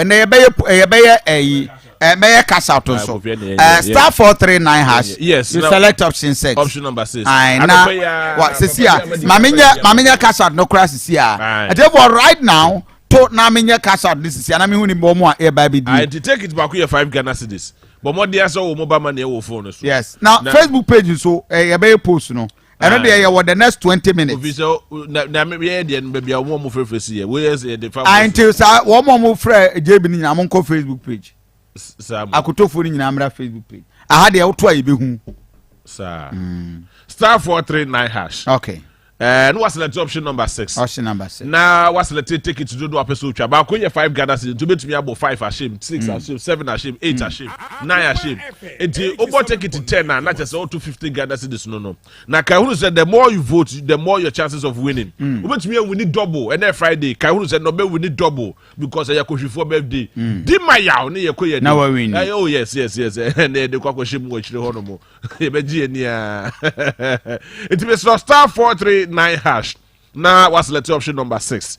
Now watch take it to do up say ucha and one no ucha kwa dia obedi but more they say mobile money e wo phone so uni mobile money am so ko pay bi go phone so 5 Ghana cedis 10 Ghana cedis 20 Ghana cedis for go phone so na fa twa ucha kwa dia obedi na yimre ye fa kokoshia be kire won na ja kakra nya ne yese no na empower se make just say balance hu ne mai na dia and one empower say blocks ahodo aye de sidan blocks ahodo aye de concrete blocks ahodo aye de ye bi bia bi de empower super concrete blocks na Udu empower hono bachelor blocks mu ahodo blocks mu types blocks mu style bachelor blocks mu biabi enti mesro ni ode be concrete ni ode be den ni ode be den ni ode be den ni nyina eye empower super concrete blocks types ni nyina obenya bi osaso wo roof sheet ahodo ni nyina bi wo hono mu ewo long span allozine ene nasefo nyina 20 years warranty umpe we na peden mesro friend no ewo 0271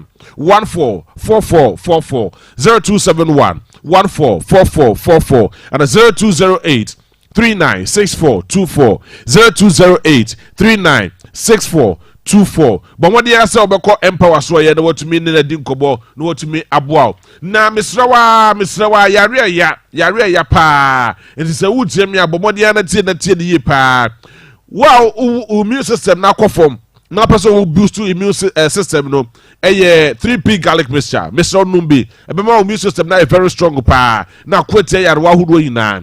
Number 2 wa wanya mojabruso na person stabilize na chese wotumi enya hodin na mojetumi de frusane wo mu yi pa no we 3p garlic mixture o yo ba na wutime na o menses dru na wo kam ebi wo kwa tumi ma wo kwa djuma we 3p garlic mixture. Sugar friend said diabetes ne nase for sugar level ne ade ekosro o pese stabilize ya 3p garlic mixture oso omodru na pese o slim kakra na otumi ye movement o kone abana nase for ni na wonya 3p garlic mixture wonya stroke na pese osanante na wonante ye na ujina wona so a 3p garlic mixture wonya tishe wa yare 3p garlic mixture seven previous a ojunso mu yare no anase wotumi njunso ye a 3p garlic mixture wo fu ayese Ghana budget abe so Friday say there we hear 3p garlic mixture no wotumi ashatade na tumi akomu ye nya fe na wo shatade na nkura ejina ase no mu pia wafu no ma wotumi abo belt no misro 100% garlic extract and a natural plant juice and the vitamins and the minerals and the shishemu and na emane 3p garlic mixture misro for Piwak natural for 0248 928824 0248 928824 and 0201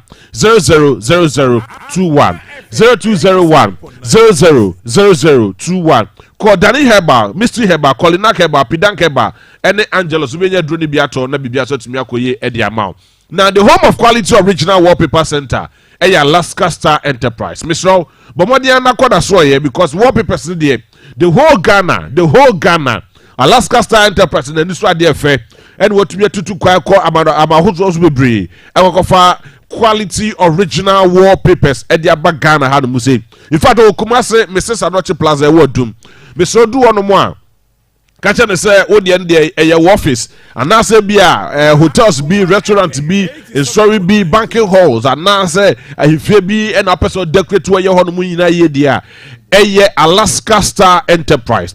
Now do one more benya wallpapers, original ones. When your bed sheet, when your blind curtains, when your original curtains, when your TV strip lights, epoxy chemicals, waterproof chemicals, and stickers are hoodwo. Ni na benya be Alaska Star Enterprise. And just some woman say, open back what try a bit on at the amount. Open the doors to a bit to at the amount.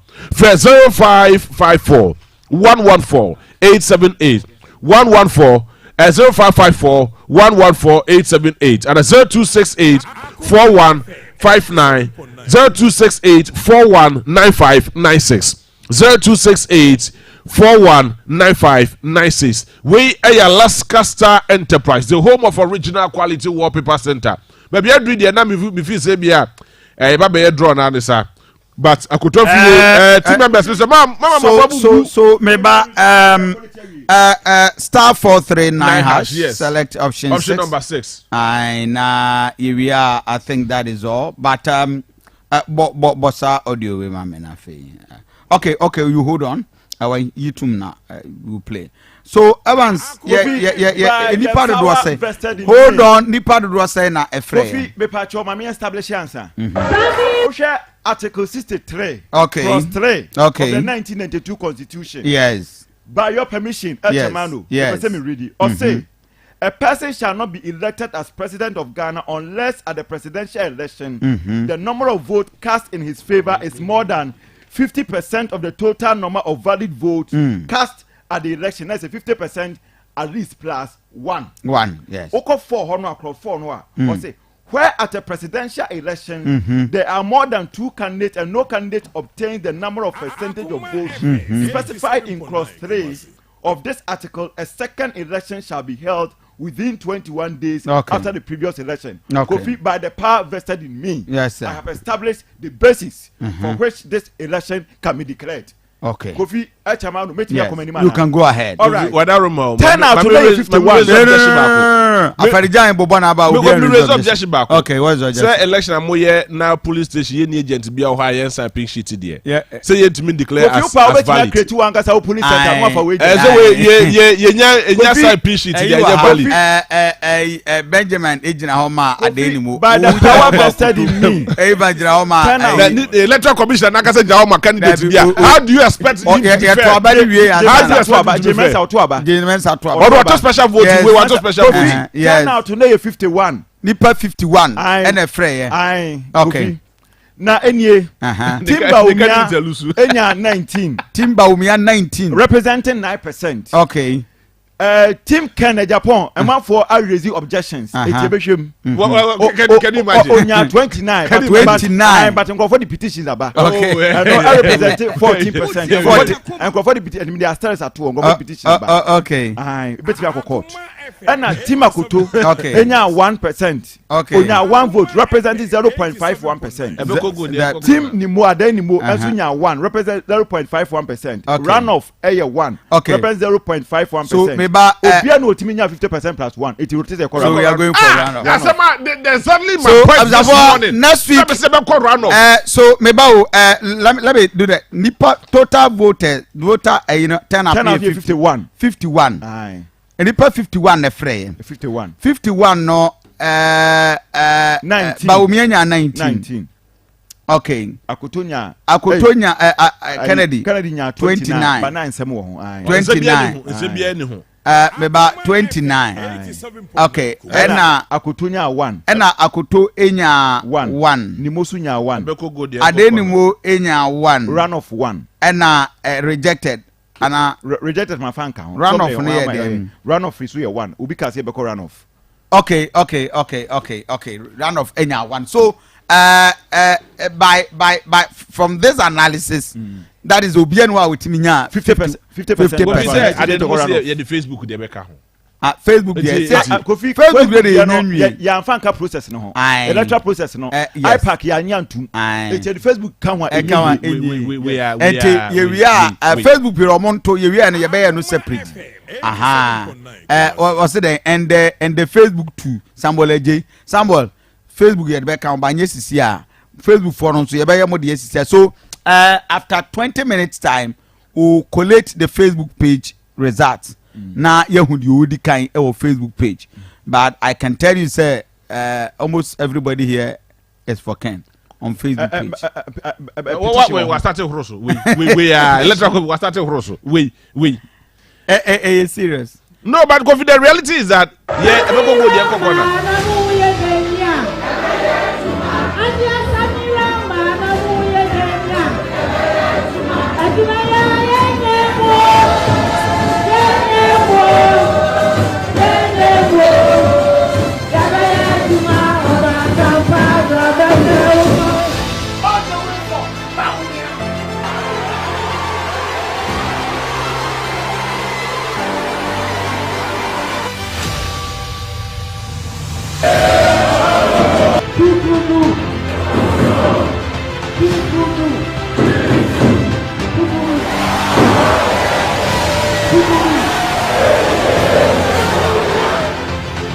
Basa me bedamwasi se mo share ni monyam mo chere party odosrompo mo chere say you are ready to break the 8 in 2024. It is possible indeed.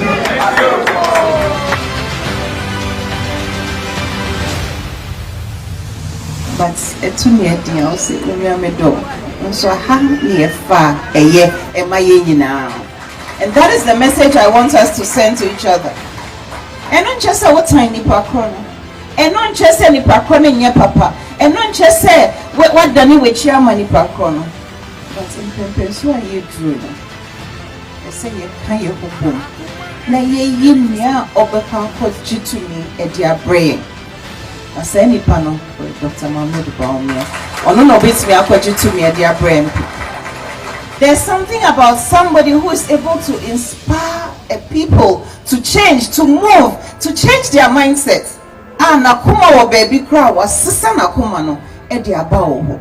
So it is important. This election is consequential. Odi Vice President, which one? What you votes about party more than you would die. See when you have a claim. Secondly, you don't want to work. A Juma, what you say, a Jama Vice President. I'm also ready away and also I'm a Ghana. So we are being out. You're a and on the person would hear you might have walked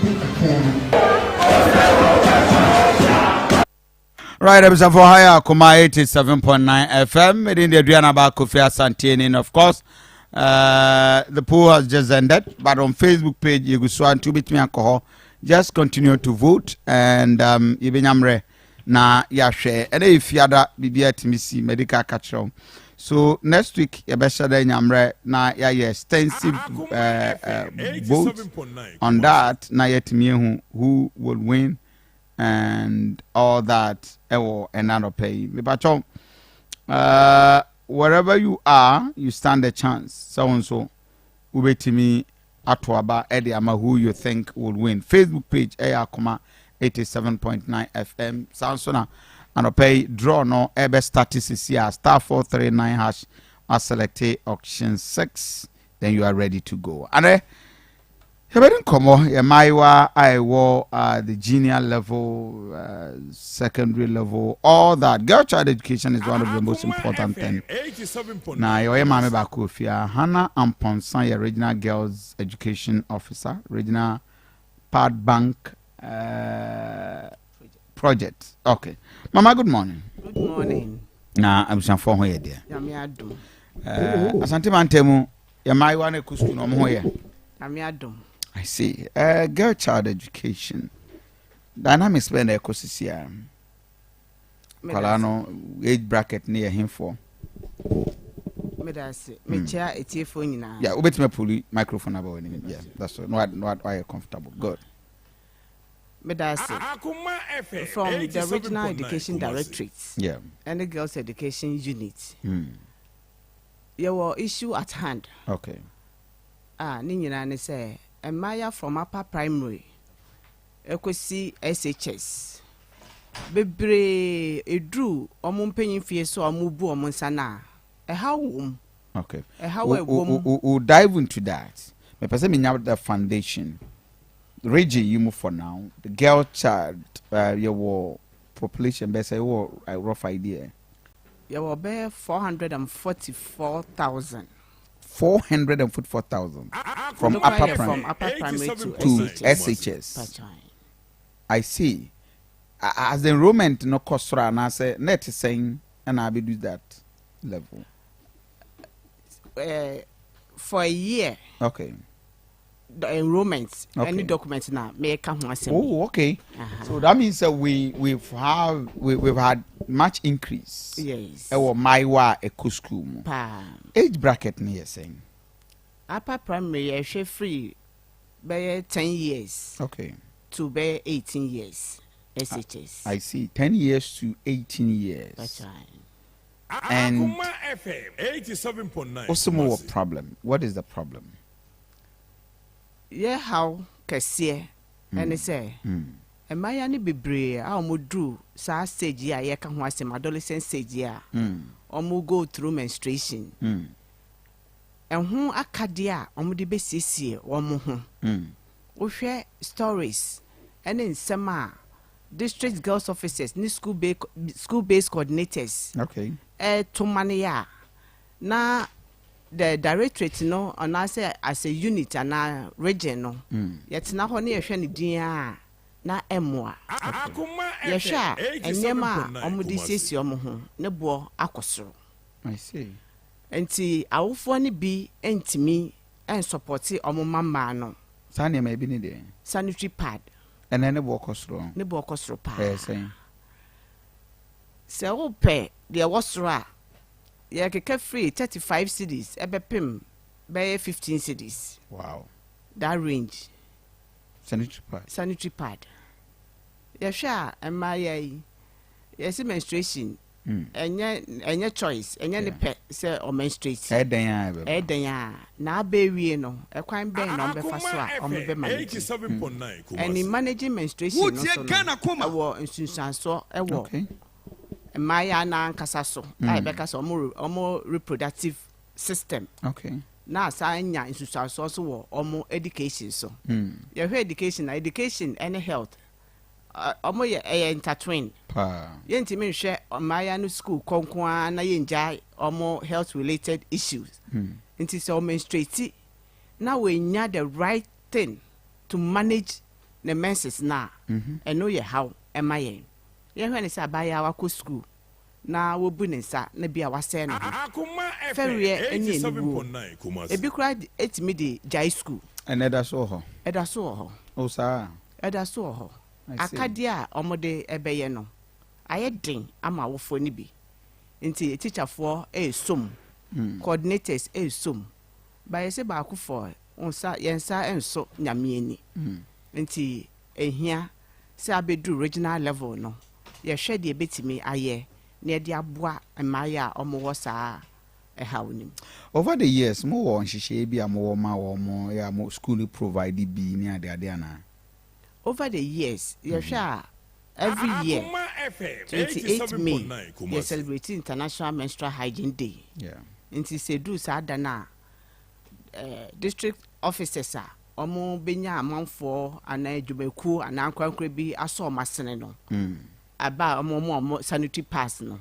No omo de akọ school mu no omo akochiche. Okay. Edi ama emaya no.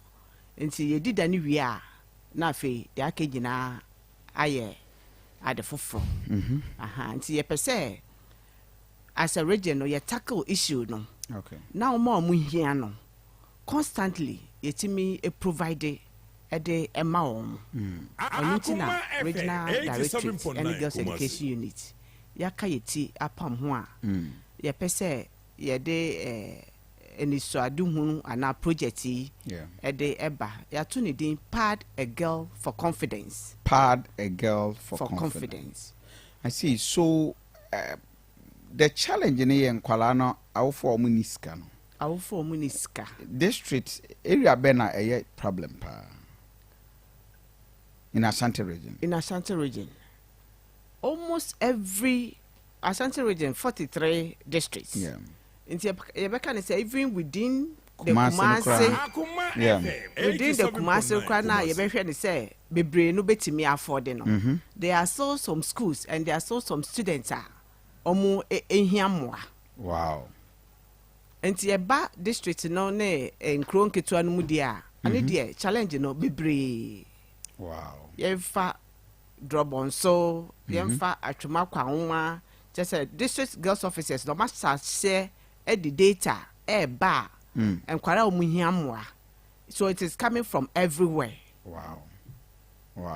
So how do you manage it?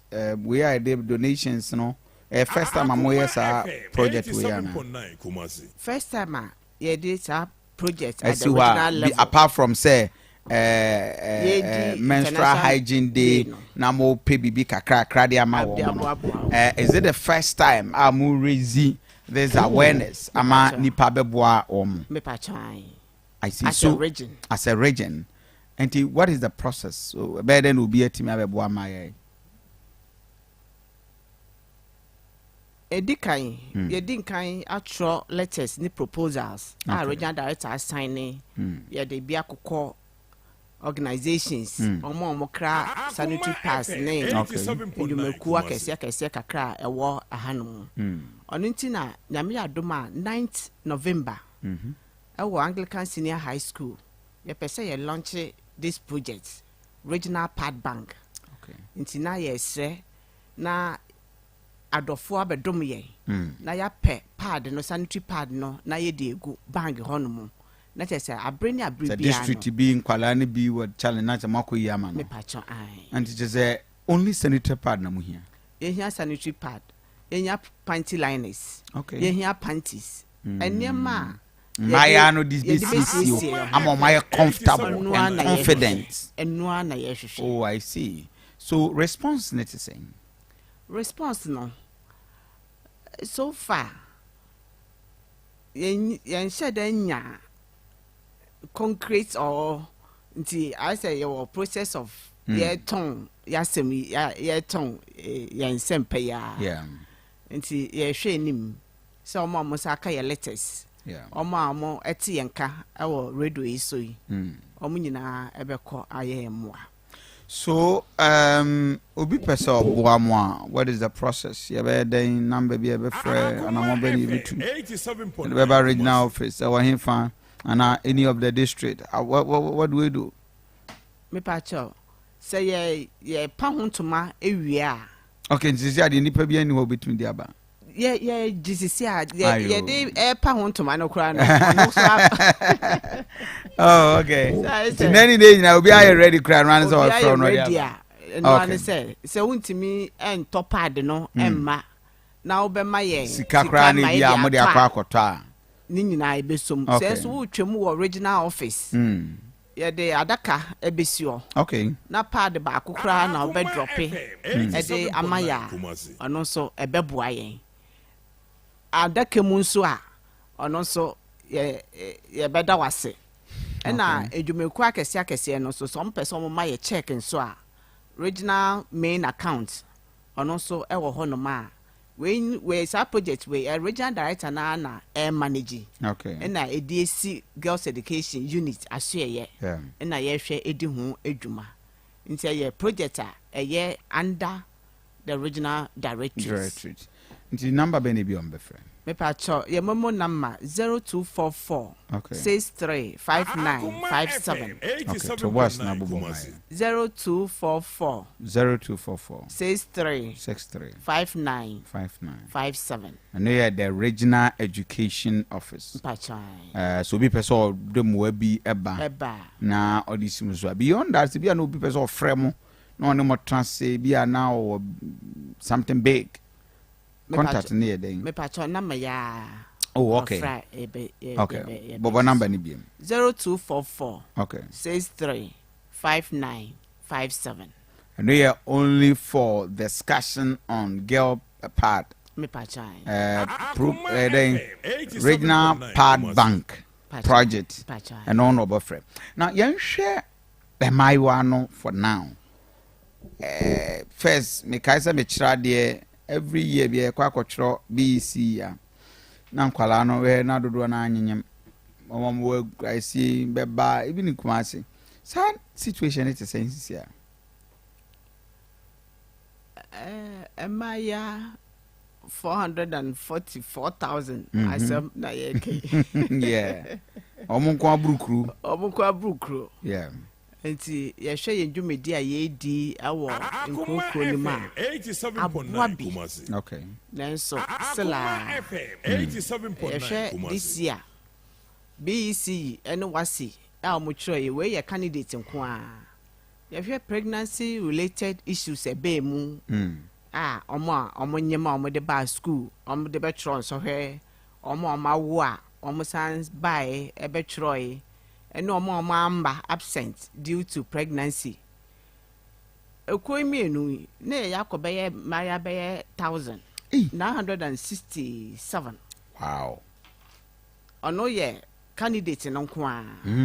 One mark for reasons say wanyem, reasons say wawo, reasons say absent. Maybe due to pregnancy. Obi a de efuro na ankasa. Ebetroye. Obi a wawo or sign a buy a betroye. Almost 1,000. Almost 1,000. It is optional in the face of the number of. We are talking about 400,000. 400,000. And 1,000 is a percentage of more than 10%, almost 10%. Dabi. A new 10%. Dabi. Okay. 400,000. 400,000. And okay. And 1,000. So. And so shares a figure we are. Ejuma kum. Okay. And so still ejuma woho. Na the when is a do menstruation tia and I'm say part no boy de na hu sem no. One here na Maya no, omode. Okwako bi mana to be amano. No so equally lead to teenage pregnancy yeah can. And internet person ye so sa a hono ase. Said the bear enye a course in dealing with teenage pregnancy a war region. Do we have, because the Ghana AIDS Commission say HIV/AIDS is more prevalent in Asante region. You won't call any be among this discovery, CB we are infected. Ono the education wise, Okay.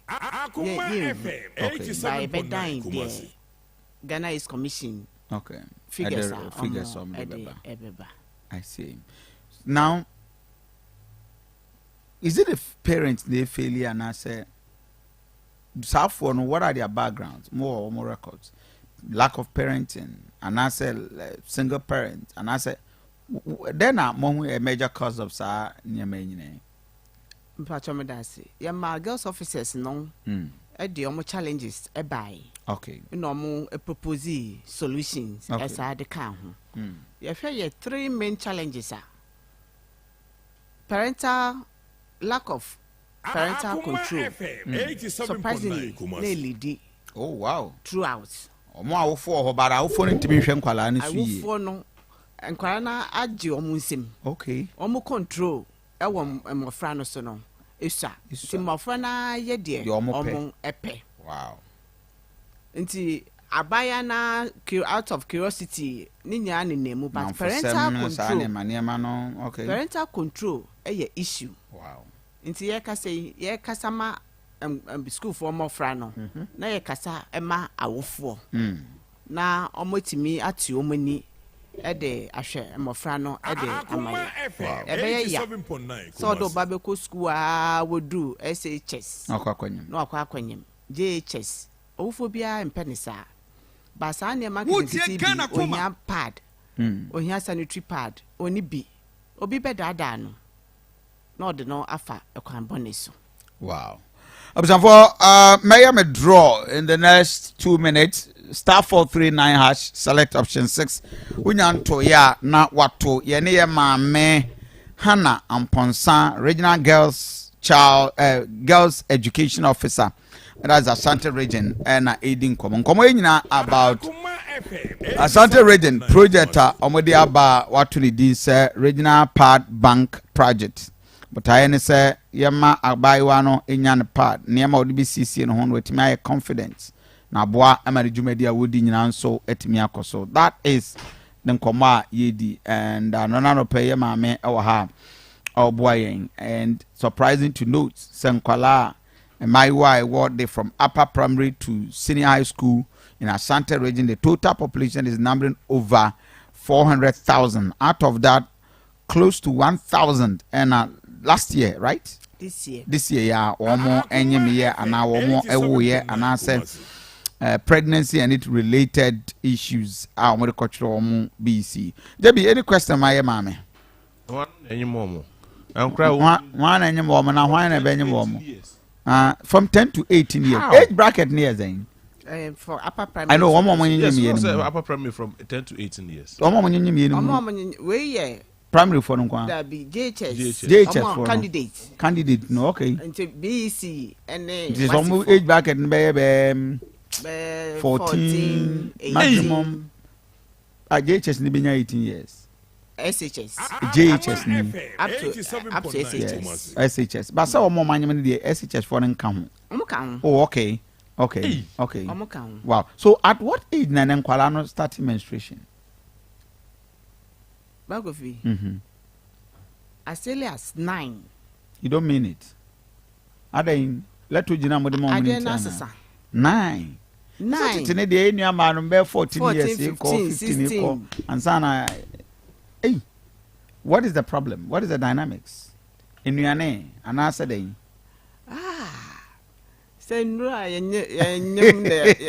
As early as 9. Na kwala ebu ni nsa. 87.9 Kumasi. Yeah, tu anamo ya yeko bang bi. Yeko the way our manager ni si JFL so. No obeka say ne ba 9 years. I'm straight. Enti when ya that passion no ama project na ye di. And at that age, I could 9 a bit money more. Seriously? And I'm a obey me. How? 9. How? Now say that's nature. I mean, Asisa. That's nature. No, then it's getting serious. What is the serious? Are you in your mind? But 9 years is dangerous, Mama. I mean, Kofi. Asisa. Say by 9, 10, 11, they're not just. Yeah, for 11, I would not doubt. But 9, at age of 9, wow. Show more experience. Wow. That is serious. So, Yamfa contact into JBM. Kofi, but Mr. No. Yeah. The sanitary part issues na mobile Honda no. Proposal ben na Modiako command the government because right now, ne border cost abandon the taxes at so. In fact, a luxurious product. Osha Krana, one of the luxurious products on the tax at so. Proposal ben na Modiako. Yeshia ewo. Akoma FM 87.9. I'm a proposal no echo. Yeah, because even the Speaker of Parliament has raised the concern about binding taxes in free so now of course. Because if we are Madam is saying say between 35 cities to the lowest cities. Is 15 Ghana cedis. It's so serious. And Kwaladu was saying that every month obenya 15 Ghana cedis. So let's say even 15 Ghana cedis. Now 15 times 12 is 1,800. 180 Ghana cedis. Okay, 50, that is fully. 50 cities, yeah, times 12. Say 180 every cedis. Month. No, for the whole year. For the whole year. Yes. That's serious. And this guy will go crazy is Kakasi Pow. Yeah. That would me say, and Yama revelations are eba, and Yaman Korani use so. A bit of tea or more exercise boost. Hey! Exercise boost. Is it possible? Yes. So, Aduanaba, on a coin of Befaso. Cement papers, a bibobo, polythene bag, just any crude way beer or per se. Or they be prevented. And that is what is happening in our schools. That's interesting. I don't have a girl though, but I'm just feeling it. But and sometimes I feel say me bano 4 years no honam so. Aha, so what way you be 8 years and 10 years, 9 years. You might assume so will be 15. I mean thereabout. So I'm trying to sympathize with the situation, but Kofi, the reality is that proposals now call on several occasions. Even the Speaker of Parliament to crack and once. Kofi minim senanka. So we the citizens here more for now. No, I buy no tremor here or make that provision or that intervention. I don't know what changed. That was 2014, yes, thereabout 13. Now ye chiche pad the man kwala no. Be buy. And Shasi Oh, okay. Okay. No course but Shasi. It didn't necessary. I say the outcry no became Ghanaian didn't take it serious because we are not feeding. Probably we made politics out of it. Yeah, we made politics out of it. Yeah, which is so it was a good thing. Nananka and Bayanka Beboa. Yes, for our girls, a very very important. A very very important. Say if she so, but ironically, sanitary passes so you need an papa. One year, these girls will end up when you be na papa crank better than say they exercise book. But look at the risk of getting an infection. Obi the exercise book. You know what say a sanitary pad and papa. Anyway, so let's go for my draw. But Mama for line number to JBM. How we can donate. Donate sanitary pad, at least one sanitary pad. 35 cities will do. As you are buying the best of sanitary pad for our child. 0244 okay. 63 59 57. Bobo number ni BM. 0244 63 59 57. Okay. Me adabe na ye be luncheon because me why be donation. Me pa chonyambo 9th November. Okay. 2023 Anglican Senior High School. I think I will be there. I will have to do a donation. I will have to do a donation. Do for tefita kontama munje. Yeah, for a few days so Ankran enjumeku aye the proposal. Yeah. Abeto omonim. omu yomu ni na omu hwe na omu moye na asem hia pa de ma. Okay. But you also have to also make yourself available for accountability. That is what the Ghanaian people expect. If you say, "Obi am person be kunsugu kentemu," but so kunsugu and criminal say kofu hu say so na ayema one criminal say they are making good use of it. Na my one can. Yes, they will not. Kofu say akosobu de buy. Look at the number of people, the amount of monies people are donating. Yeah. It means that Ghanaians have soft spot for issues like this. But so who say it is otherwise? Banner says seven products. I didn't inquire. Kofi Chematin and 10. Kofi, my NGO donated 500 menstrual caps. And where they are there? What's menstrual caps? Menstrual caps now no say another form of pad that you insect. Oh, okay. Oh, okay. Oh, okay. If I turn up, may address it. Yes, she say no. I'm say regional directorate. Girls Education Unit, District BIA Girls Education Unit, and at school levels, there were school based coordinators. Okay. And see, and near mano, yenya, ya per 28 May, ye di menstrual hygiene day. And near my yebenyano, a week to the actual date. You be your regional program. Oh, okay. You have girls officers from all the 43 districts. All the 43 districts. Depending on the number of girls that you have from upper primary to SHS. And they part of the doa ye timi agada on that day. Donors ne sponsors ni na abeho. Media ebeho. You be changing na. I agree with you, but that is a formality.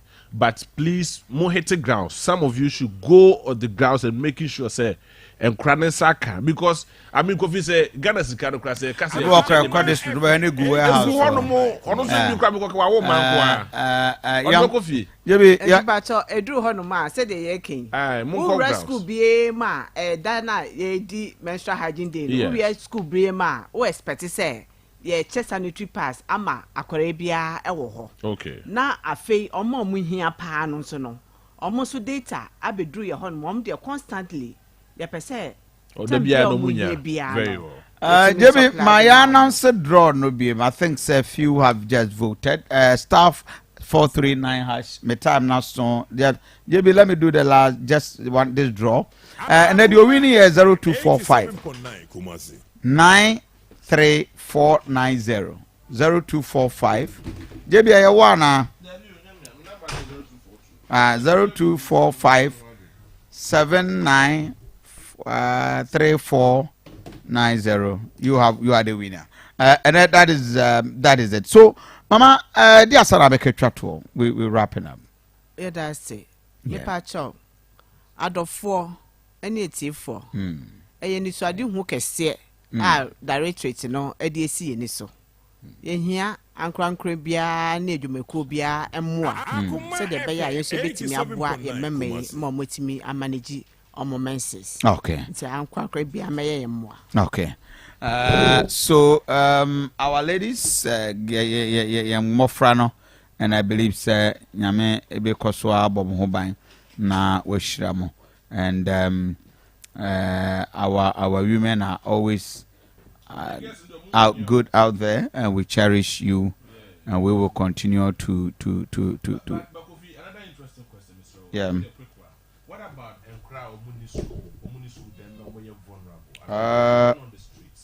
how do you reach out to them? Because they are equally as vulnerable as probably your mom school or Niska.